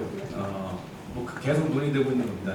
이게 뭐 물권이냐 아니냐보다는 개인정보라는 법리 자체가 이제 개인정보 자기결정권이라는 거기서부터 나왔거든요. 그러니까 개인의 결정권이라는 건 처분에 맡긴다라는 이제 취지인데, 사실 또 많은 개인정보법이 국가의 또 후견적인 입장에서 되게 강조를 해요. 뭐 우리가 주민등록번호도 법령의 규정이 없으면 지금 수집 못하겠잖아요. 암만 동의를 해줘도 그거는 그 차원에서는 중요한 정보는 결국 아까 말한 동의 부분에 대한 게 완벽하지가 않기 때문에 국가가 후견적인 입장에서 관련했다. 아직까지 지금 나온 마당인데, 또 이제 말씀드린 계속 나왔다시피 그런 정보가 어떤 가치를 가지느냐에서는 이 정보가 우리가 뭐 이치질 권리에서 나왔다시피 무조건 자기 정보라고 다 없앨 수는 없다. 그게 사회적인 가치가 있거나 아니면 뭐 역사적인 가치 아니면 여러 가지 사회적인 공익을 위해서 활용될 수 있는 부분, 이런 부분이 있기 때문에 과연 한 사람한테 처분에 맡기는 게 가능하다는 논리는 아니에요. 그러니까 되게 복잡하게 얽혀 있는 데다가 그다음에 플러스 이제 가장 또 큰 이슈가 되는 게 저희 쪽이 특히 우리나라 경우가 좀 그 논리가 강해요. 개인정보를 활용하는 게 영리적 목적으로 활용했을 때, 기업의 목적으로 했을 때 이걸 어떻게 평가할 것인가인데 되게 부정적인 의견이 강한 부분이 많습니다. 사실 기업이 활용하는 것 자체에 대해서도 우리가 그렇게 일률적으로 판단하는 문제는 아닌 것 같아요. 어떤 동력을 갖고 뭔가 문제를 해결하는 건 사실 기업이 갖고 있는 그 동력은 되게 크거든요. 이게 뭐 어떤 공익을 위해서 어떤 문제를 하기 위해서 데이터를 하는 것도 있지만, 기업이 이익을 창출하기 위해서 하는 기업이라도 그 결국 궁극적인 목적이 공익에 이바지 되면 그 사람들이 해결할 수 있는 거는 그 기업이 갖고 있는 동력은 되게 세거든요. 근데 그 부분을 영리적인 목적으로 활용을 한다 그래서 이게 또 다른 차원의 문제로 자꾸 이제 접근하는 해결이 이제 안 되는 부분인데요. 그래서 이게 사실 말씀하신 대로 법으로 어떻게 해서 그냥 일률적인 법을 규정하기는 제 개인적인 생각은 되게 힘들고, 의료정보도 어떤 병이냐 그리고 그 병에 대한 여러 가지 특성했을 때 특정 질병 뭐 여러 가지 기준이 있겠죠. 뭐 암이라든가 아니면 난치병이라든가 아니면 특정 질병에 한해서는 국가적인 관점에서 들어와서 그 부분에 대한 거는 좀 더 아까 여러 가지 의견도 있었잖아요. 자격이 있는 자에게만 그걸 허용하게 하고 그것도 플러스 될 수 있는 거죠. 특정 질병은 특정 자격을 가진 쪽에서는 충분하게 연구나 뭐 이런 목적으로 활용할 수 있게 터주는 방법도 하나의 방법인 것 같아요. 그래서 결국 결론적으로 말씀드리면 법을 하는 입장에서도 이걸 법으로 다 풀 수는 없는 것 같아요. 그 일률적으로 풀 수는 없고, 이제는 좀 케이스 바이 케이스에서 구체적인 부분에 대해서 제도를 만들어가면서 거기서는 좀 더 여러 가지 가능성에 대한 리스크도 조금 있을 수 있겠지만 어떤 위험적인 접근 방법에서 그 리스크가 어느 정도 작고 거기서 나올 수 있는 가치가 크다면 열어주는 방법을 이제는 좀 고민을 하고, 플러스 사용은 아니더라도 사후 규제로서 그 부분에 대한 위반된 거는 좀 더 엄격하게 할 수 있는 제도를 자꾸 만들어 나가는 쪽 가야지, 이거를 법으로 하나를 해서 그거는 된다 안 된다 라고 이제 해결책을 구하는 거는 저희 법하는 사람들도 그렇게 결론을 내려드리고 싶지만 그게 그렇게 나올 결론은 아닌 것 같거든요. 그래서 지금 말씀하신 내용이 전부 법하는 사람들도 사실 고민해야 되고 법을 만드는 사람들도 고민해야 되고 같은 이해관계 있는 것도 고민해야 돼서 이제는 좀 더 막연한 얘기가 아닌 구체적인 그렇게 하나하나 단계를 밟아가야 되는 거 아닐까. 어떻게 말하면 의료 정보가 되게 어렵긴 하지만 제가 보기에는 오히려 가능성이 있을 것 같아요. 그런 식의 어떤 특정 질병에 특정 자격을 가진 사람들도 지금 소진되어 있잖아요. 그런 식으로 하나씩 하나씩 열어주면서 해결해가면서 가는 게 되게 필요하지 않을까 하는 게 제 개인적인 생각입니다. 마지막으로 한 분, 두 분 정도만 더 질문을 받고 네.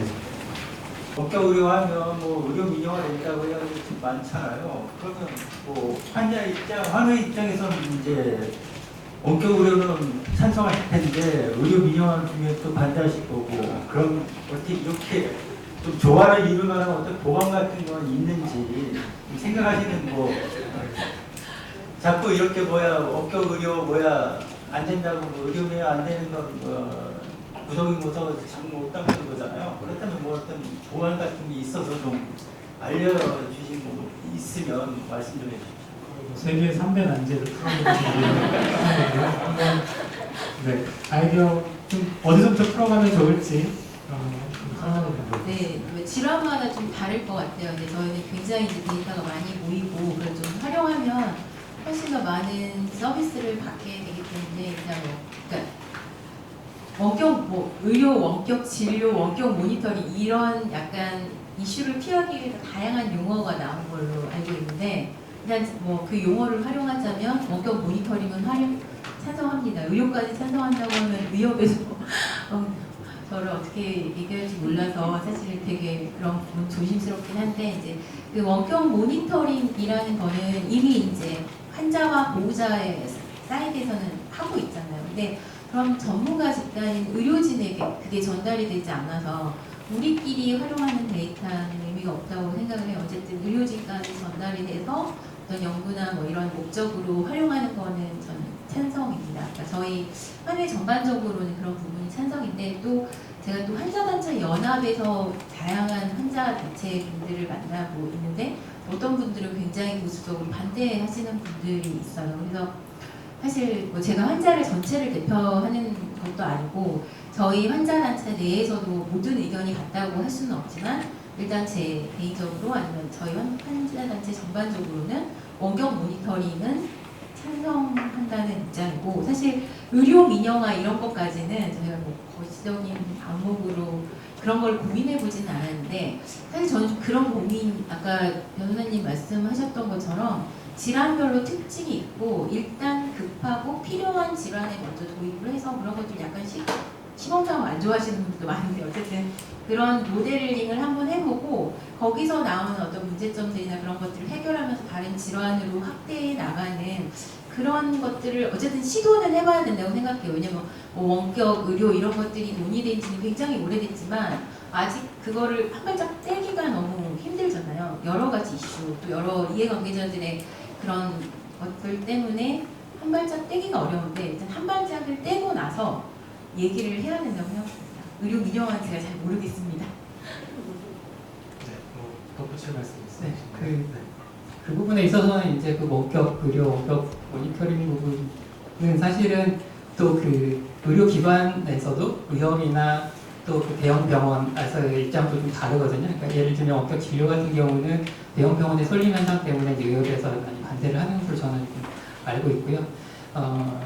사실 저희 이제 관점에서는 원격 모니터링을 하기 위해서는 여러 가지 기술적인 부분, 시스템적인 부분들의 그 매개가 있어야 됩니다. 그래서 저희는 아까 소개해 주셨던 여러 가지 그런 그 솔루션과 기술적인 부분들을 통해서 저희는 병원하고도 굉장히 여러 가지 연구나 이런 것들을 많이 하고요. 그 환자분들도 굉장히 많이 그 만납니다. 왜냐하면 궁극적으로는 영리적인 사업을 하지만 선택을 받아야 되거든요. 환자의 어떤 유익한 가치를 창출하고 제공을 줌으로써 선택을 받아야 되기 때문에 그러한 범위에서의 그 사업들을 가져가고자 하는 부분들이 있습니다. 그래서 이러한 부분들이 좀 전향적으로 그 활용이 될 수 있는 쪽으로 나아갔으면 하는 바람입니다.